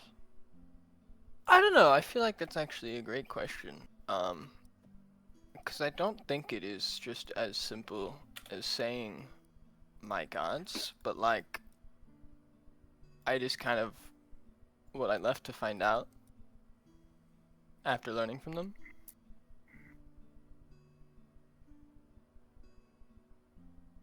I feel like that was 2/3 of a sentence. Well, I don't know what I'm looking for. Like, I never found it. I got arrested. You guys arrested? found me in a jail cell. You were there for that. Yeah. Honestly, I just assumed you were an exotic specimen to be paraded around the despotate at the next parade. Probably. I didn't figure you were actually arrested. How did you get in that box? Okay, while I was traveling, I met a bunch of the folks from Tillydale, and their plans are not as well crafted as some of ours. I'm flattered that you think our plans are well crafted. I didn't say well crafted, I said not as well crafted. There's some like middle ground there, I'm sure. You wanted to burn down a ship today.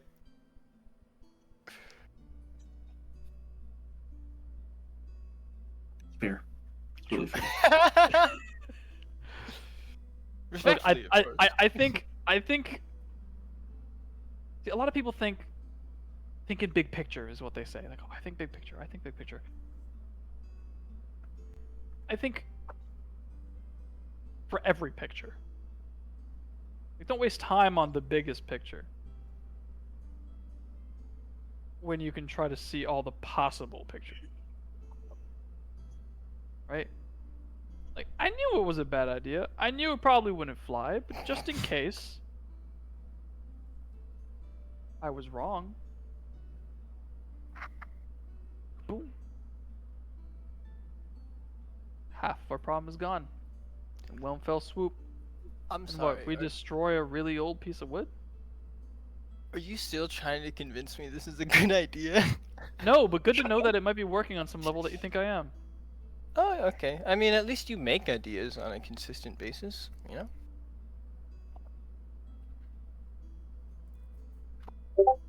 Yeah, how'd you I'll get just that? disagree with some of them. Thanks.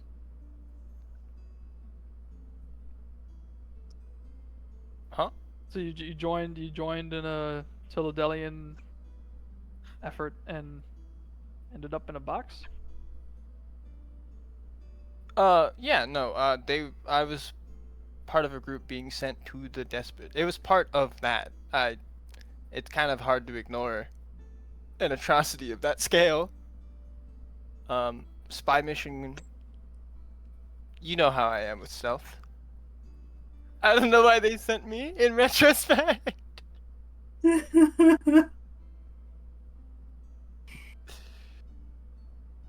just silly So you don't fellows. even know you don't even know your angle.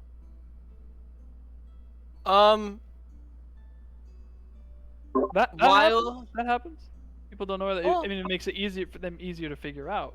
But you do all this because you're supposed to.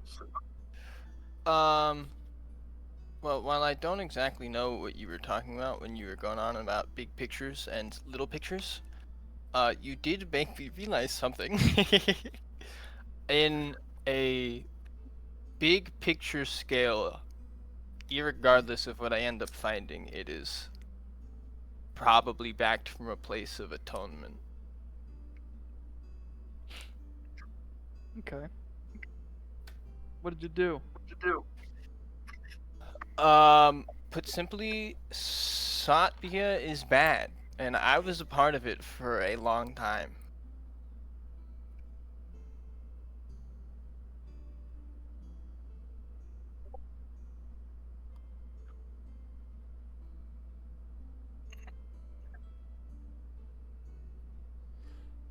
Jean-Jacques, history check. Yeah. here. No.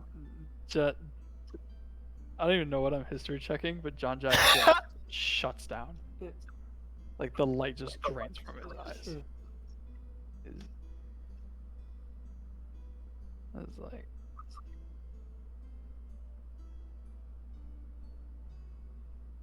history 8. 8. Shit. All right. He's not thinking. No, he's not thinking about anything else. Yeah. He's done. We'll give Kid Roo an insight check here, and Jean-Jacques a. Let's do deception without the expertise because, like you said, shut down. You know? Without the expertise or without the roll floor. Right. Exactly. Or both. Which both? Well, oh, I guess just flat. It's the flat roll. Basically, whatever we did last time. That was like no like minimum, no like billion. Anything that can't. You know what I mean? I got a 15. I don't remember what you did last time. I just said like. I'm gonna without the tell modifiers. you how it works. Yeah. And then you do whatever you want. Yeah, you've got a minimum and you've got expertise in it, correct? All right. So my dice says 18. Yeah. My plus is 13. Oh, okay. And my floor doesn't matter because I rolled an 18. Well, with 18, yeah. That's okay. Yeah. Yep. I think that's about it. I think Kid Roo, you take a second and you're trying to like read into why Jean-Jacques shut down there. And it's hard because he's got this stone mask that like has just been very hard to see through. I was gonna say penetrate, but that would be another example. You know. So it's been very hard to see through. Like when he gets this like expression on his face where it's just like, you know, smile comes back, he's 1,000 years away, you know.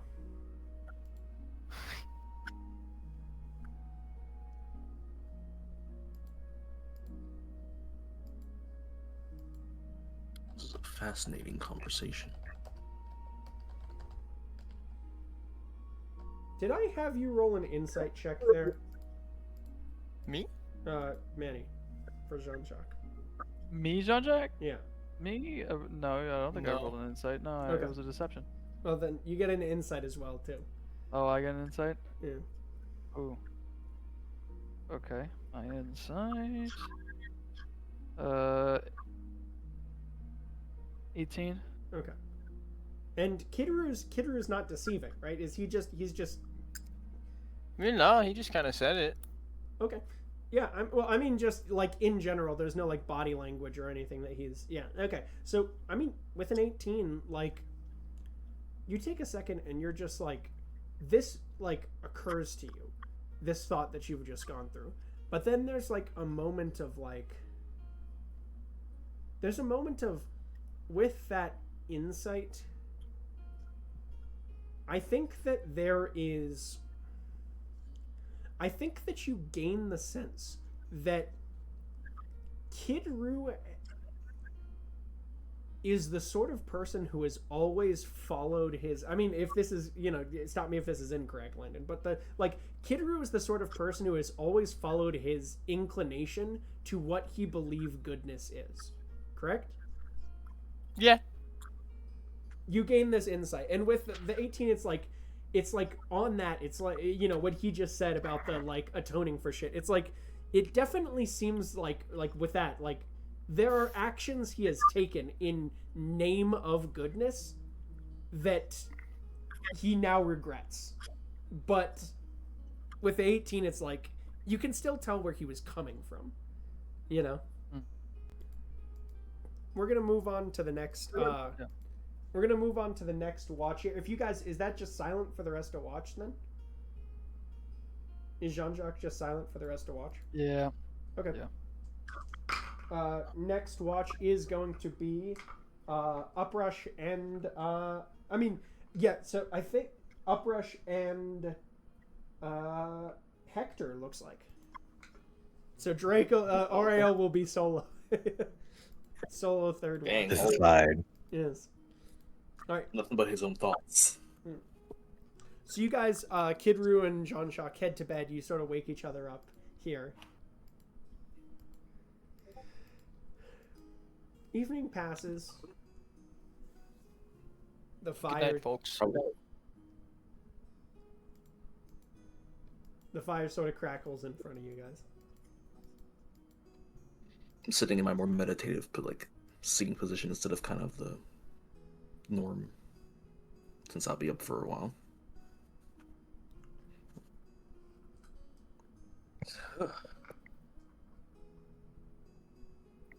Been a long couple of days, huh, Hector?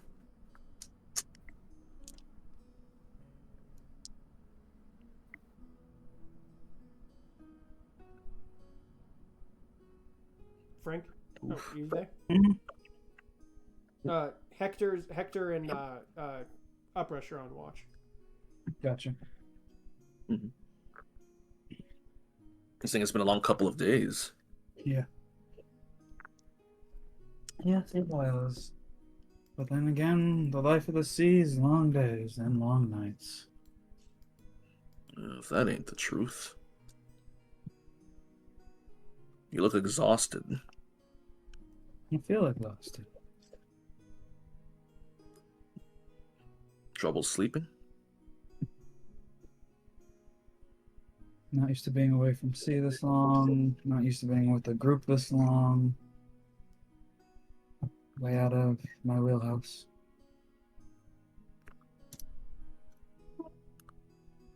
That a bad thing? No, not necessarily. It's an exhausting thing on top of everything else we're doing. No, fair enough. It's fun, this little bit of chaos. Mm-hmm. Exhausting, but fun. Never imagined I'd be running around in the horrible cold in a place I've never been before, walking away from the ocean yet again. Yeah. But it'll just make that return to it that much sweeter. That's true.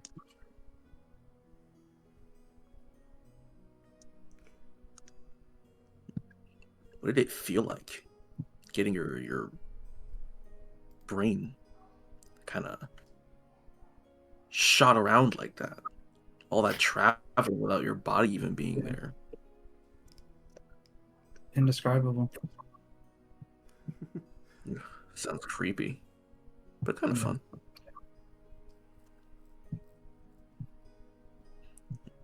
Where I come from, the only thing we ever really talk about, God's perspective, is our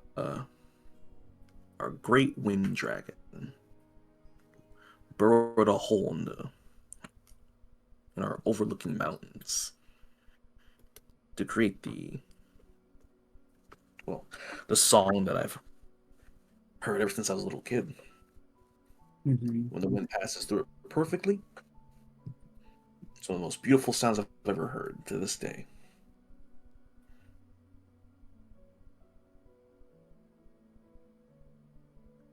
Kind of makes you homesick. Just a little bit. I'm not sure I know what home feels like. I've been on the sea as long as I have memory. Sure, there's a little bit before the sea, with my mother and father, but not a whole lot.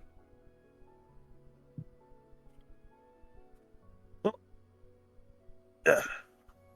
As long as you're with us, try to make a home for you as best we can. Wherever we are. You're here. Hector, roll me a... Actually, I don't think we even need a roll here. What passes through Hector's head at the idea of just, like, the amount of time that he has spent in service to the steward? What's his reaction to the idea that, like, there are places, like, where you know, the only gods that people even think of are, you know, the wind and the waves, and like no goals, just sort of vibes, as it were. I mean, I figure I probably have some exposure to stuff like that. Yeah. I mean, I don't know how far I've gone. You've definitely actually visited the Lamani Islands. That was where the memory in that dream was from being on the shores there. Gotcha.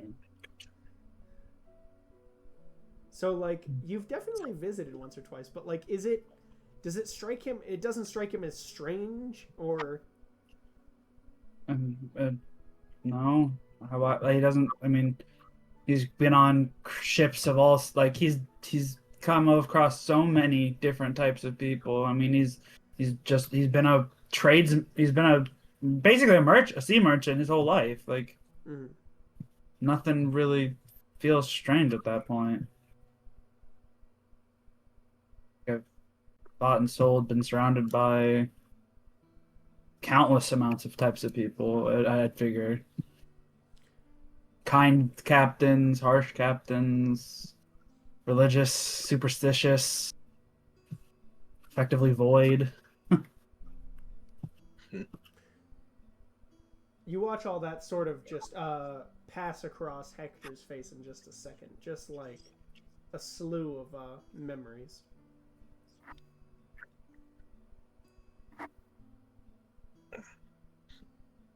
Upper's just kind of slowly leans over and just lies down. And just kind of looks up at the top of the ceiling. As you do, you hear very faintly in the back of your head, you hear, hello, boss. Information that Scrampton thought you should know. Hello, boss. Information that Scrampton thought He's gonna literally sit up so fast. Just holy Scrampton. I'm going to jump and then be even more alert of what's going on around us. Hector, Vietnam, immediately perception check, looking around. Yeah.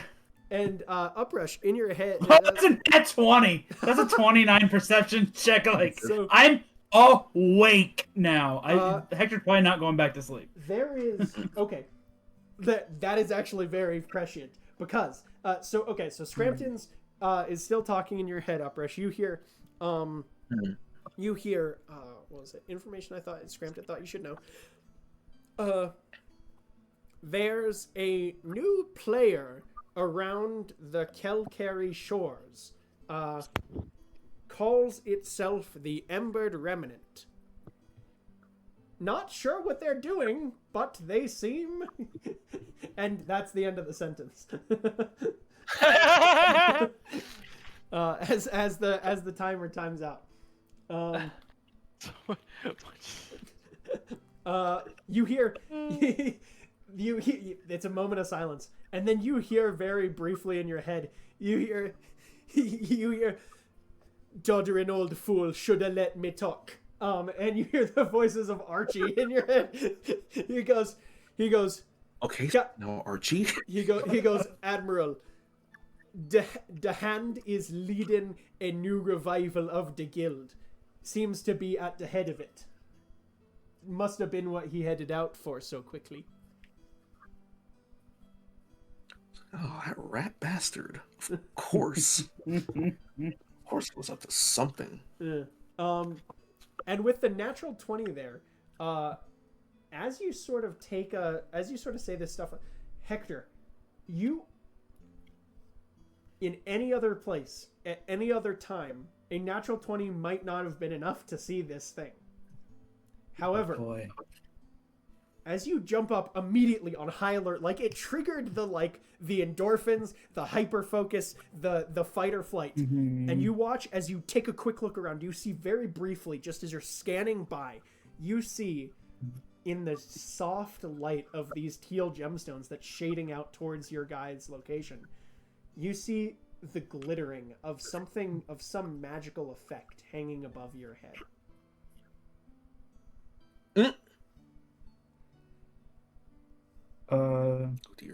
Object, so I can't identify. Oh, I detect magic. Brilliant. And with that, detect magic. Let's do. Okay, so I need to look at this thing real quick because I need to know exactly how this triggers and exactly how to describe it to you. As you look directly at it with detect magic, you see hovering a small golden eye just looking straight at you. And as you catch it with detect magic, you hear in the back of your head, you go, "Good. I was wondering when you guys would find that." Oh boy.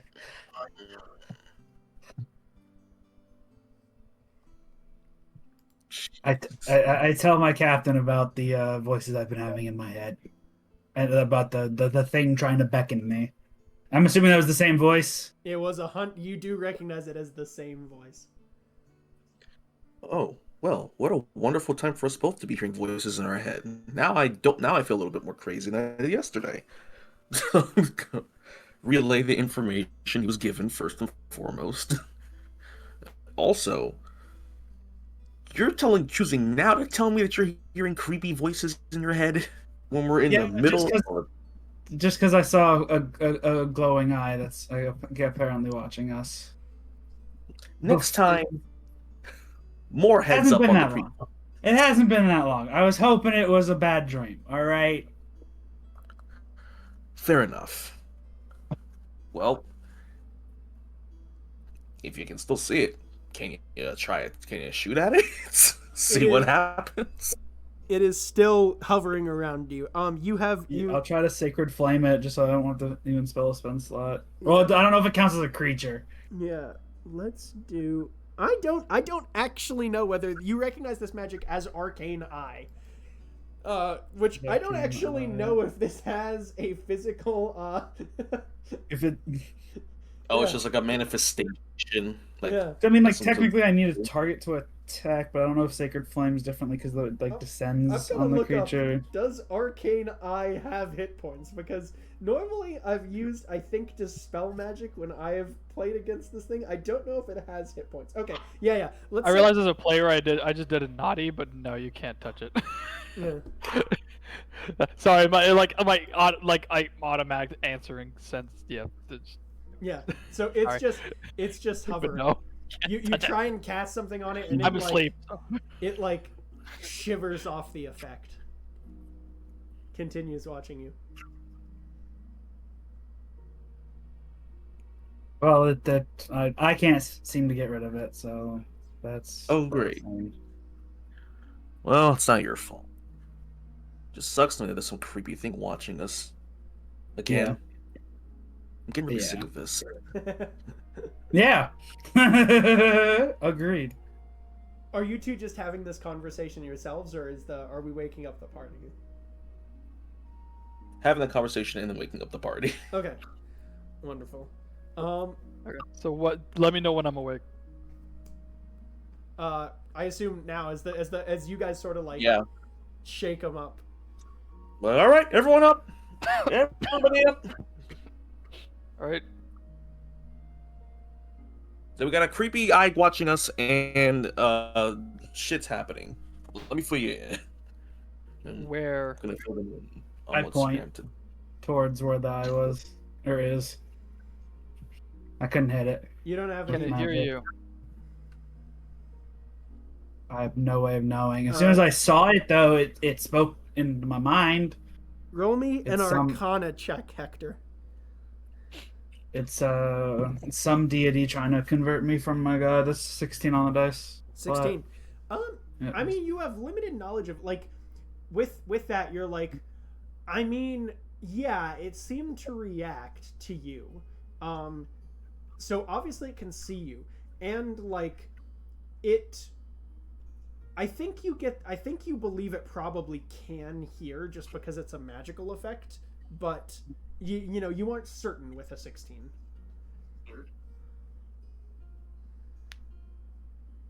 Is there anything I can tell about it? Well, we're gonna first need an RAL Adrian check. Okay. Since you are awake. This is actually very important right now. Yes. Yes. What is that? That is a. I moved my sheet away. Wait. What? If I hypnotic pattern around an arcane eye, does it hit the caster? I need to look at both of these to make a determination. Oh god. So what was the check there, Travis? That's a 23. Okay. Yes, you do succeed. DC Yeah, if goes I up. fear an arcane high, does it hit the caster? Probably less so. No, I don't think so. No. Yeah, and I have to counterspell a caster, not a active spell. Yeah. So is there anything I can tell about it? Yeah. I mean, feel free to roll an Arcana check as well. You don't have detect magic, do you, Ariel? Detect magic? Yeah. In order to be able to see it, because at the moment, for you guys just see Hector looking off in like a random direction. Like you guys don't see this thing like shined, you know. No. I mentally relate to the whole party. It would take forever, but we can use me as a means of communication without hearing a single thing. No, that's true. Does Uprush respond Oh, this loud or in Jean-Jacques' head? I Yeah. That was out loud. Okay. my immediate relay is one way, but Oh, I do you can not have I can message? Yeah. But I have message. No, I have message. Yeah. So I can like just ping everyone. Yeah. Let me know if you guys start doing that. Yeah. So the response is allowed. Yeah. Well, it's also like if this thing has been talking to Because message you Hector, can respond to Mhm. mentally. It's just that if this thing is following Hector around, which is, or rather, I think it's probably just following him around anyways, and we won't be able to hide from it. Because it's talking to him all the time. It's talking to him now. I cast message on an Admiral Approach. Okay. But if we can communicate like this, it can't hear us. It can only see us. And whatever it is, if it's talking to Hector, it is a prideful, narcissistic thing, and will likely comment and give away more information if we annoy it by letting it think that we think that will work. Are you following? By trying to defy it, it will give away information. Because it's a prideful thing. So it's like, oh, I'm glad I finally saw it. It's like, what an idiot. Like, if we just talk like this for like the next hour, it will probably say something again and give away more information. Okay. Because that's what narcissists do. Okay, let's give it a shot. I'm convinced. Hey, Hector. Let's talk like this from now. I I respond okay. Just tap me or wave if you want me to initiate this method of communication. Hey, is it Adrian? Hey, Adrian, question mark. Ariel's gonna shake his head. Hey, Ariel, question mark. Thumbs Ouch. up. No. We're gonna talk like this from now on. If you need me to talk, wave. If you need me to start this, wave. Anyway, and I just So I'm gonna give you guys. You guys can just converse aloud for the time being. If there's more stuff you guys want to say in the next 10 minutes, feel free to do that aloud right here. If not, if you're just sort of waiting and just like pantomiming, as it were, then so let me know. Or I do actually relay what I told Uprush to everyone else eventually. Yeah. Like, this is the plan. This is what I'm trying to do. Except I do not say it to Hector. Oh, interesting. Okay. I just say, oh, whatever, this is how we're going to talk, or whatever. And as the thing is described to you, now, Ariel, you can give an Arcana check, now that you know what they are describing seeing.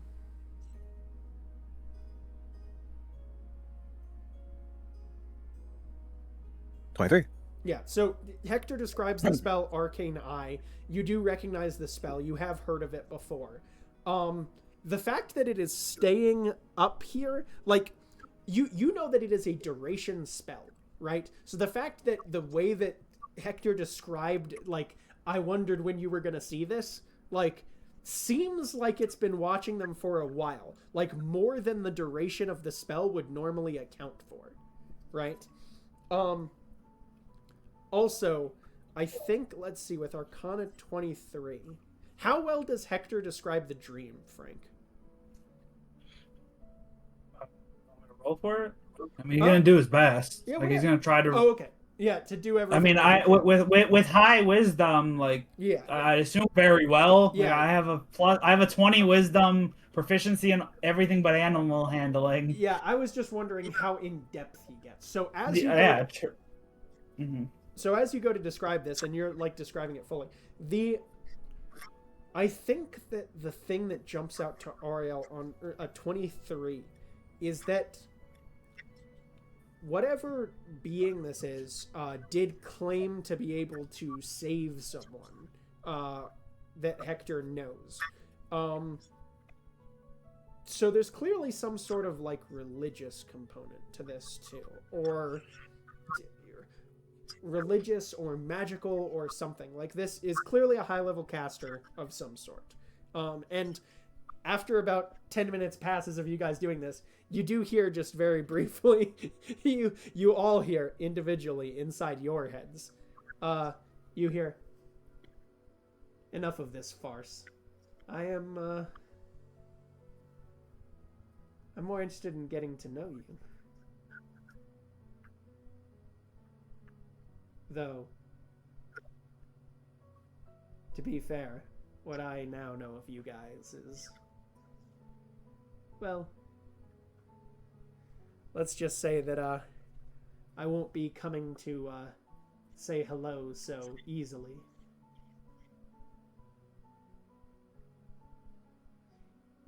Good, because you're not welcome on my ship. Insight check from everyone. And Jean-Jacques, you get advantage. Wait, unmute yourself, Manny. By the way, you're muted too. So I was role playing a little too hard. Yeah. So does this feel like the thing I threatened earlier? Well, The you thing that can it give me. reached out So to? give me the insight check with advantage. Okay. Oh, got that. +2, don't kill me now. That is a 21. Okay. That is a 0. Damn. Yeah. Keep it. Okay. So 21, 0. Nat 20. Ooh. Okay. From Uprush. All right, I'm not the only one with that toy. Good. Okay. Yeah. Double nats and a 21. Yes, Jean-Jacques, this definitely feels familiar to you. You believe that this, like, the vibe is the same thing inhabiting Uhura. It's like, keep it up. Also, I point because Uprush. Did you say that out loud? Yeah. Ah, no. Or say out loud, like in the Yeah. Oh no, that was in the head still. Oh, you said that. Well, you in your head to it. Yeah. Okay. and what was that Uprush said? Okay, never mind. I said good because you're not welcome on my ship. Oh, welcome on your ship. Yeah. So Jean-Jacques focuses on the Uhura part of it, right? I recognize this thing. This energy is the same. Ariel and Uprush, you're focusing on the intent behind the words in this moment. When he says, come up to say hello so easily, the insight behind this, he has spoken to you. This creature has spoken to you face to face at some point already. What in the hell? Wait, is it this campaign that we pissed off a Rakshasa with? Yes, but I didn't see it. That but one. You guys... it doesn't feel the same. Well, granted, Hector had a what was Hector's check on that 21? You said I was 21. what was Hector's check I don't remember the last check I made. on that insight just now? It was just. I don't. Oh, I don't think I actually rolled it. I don't remember rolling it. Well, there we go. What up? And in the recording, you can correct. That's a 25. 25. We'll take that. That's one. another like Yeah, that's a good one. milestone. So that you a whole nother. Hector goes through this mental progression of, is this the Rakshasa? No, it doesn't inherently feel the same. Like, the voice was not the same. And, like, there is some... Nat 20. But it wasn't...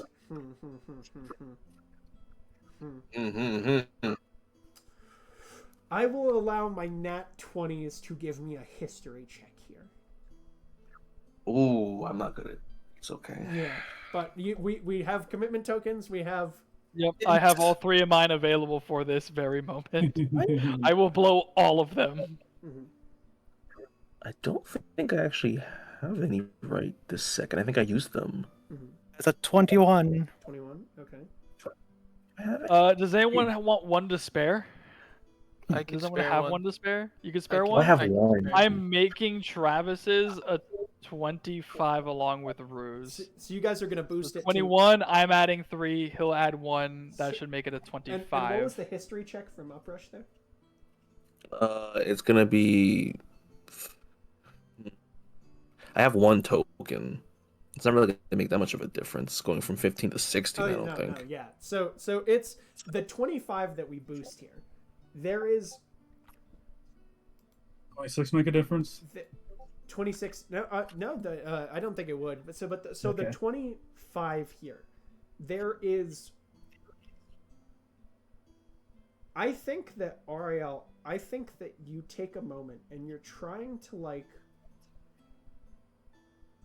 recall a moment of like just an odd NPC that you guys interacted with, right? Of like, you're like, who the fuck even have we talked to in the last couple of months, right? And you're like, I mean, there was no one from the Posterity's Blade Guild are weird. There's no one from there that you can pick out, right?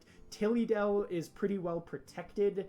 And there was no one that struck you as odd. I mean, besides the Alchemist, but like no more odd than usual, right? Yeah. And you have just like a brief strike of memory here of like Drake actually just pokes his head out. Like you feel a flash of Drake memory for a second of watching Jean-Jacques make a face after this, which I know is an odd thing to describe, but you watched Jean-Jacques have an interaction with, in the aftermath of the battle with the Despot. He kind of like chucks it over his shoulder and he takes a second and he like looks around and he goes, okay, well, let's see. I believe that they should be sending a, and you see that there's kind of like a taller, sort of stocky, like looks like sort of like a farm hand or something, with sort of like sandy blonde hair, kind of like walks up to you guys, and just goes like, yes, I was told that I should rally you guys and send you over to and he kind of like gestures over to up at the top of like the bluffs, just like above that sort of like crystallized area of the battlefield. He's like, they're going to be setting up a tent over there for any sort of war preparations, or I guess not war preparations, but peace preparations. There was sort of like a stocky soldier boy who came up to you, blonde hair, about 6'4", and he kind of like looks at all of you guys and he goes, "All right, is that it? Is that all you got for me? Can I?" He kind of like gestures back over his shoulder because there's some cleanup to be done. Kind of like Senegal kind of looks at him and goes, "Yes, very well. That'll be all." And like waves his hand, and this guy kind of like turns around. And Jean-Jacques gave him this weird look after he walked away. No, never mind. All the armies are foreign. Yeah. So he kind of like wanders off. And you guys begin to make your way over to where they're setting up this sort of tent. And you, in the moment, Drake had registered it as something, and you weren't sure why. You assumed it was Drake being, like, just having a moment, right? But, like, something about this just, like, sticks out to you.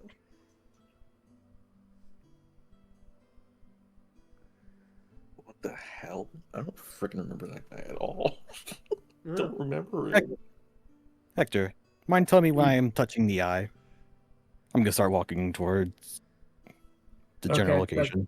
I play like a semi-hardcore directional. Yeah. Little. You can do a little pointing, and he goes up and he grabs. Yeah. So you managed to find it, Ario. As soon as I touch it, dispel magic. 5th level. Wonderful. Okay. Oh. You pop it like a zit. You gone. I mean, flick that thing out of existence. Gone. Flicked it. And you just hear in the back of your heads individually, you just hear a wry chuckle, and you go, you hear it go, "Look, I won't, you're looking into things that you shouldn't be looking into. For your sake as well as mine, frankly. And I'll find you again. When I'm more ready." And Pray whatever disgusting thing you worship that we don't find you first. wonderful. You just hear a sort of chuckle in your head. And advertisements. This is disgusting thing you worship. And Olive Garden ad break. Olive Garden. Kind of no. Try have our breadsticks. It's the breadsticks. And with that, have our breadsticks and made food. Have our breadsticks and Tots. With that, yep, that's where we're gonna. That's where we'll end tonight's episode, with the dismissal of this object that seems to have been following you guys around. For God only fucking knows how long at this point. And for God knows how long. And at that, well, I mean, we'll catch you next Wednesday. See y'all next Wednesday. Peace.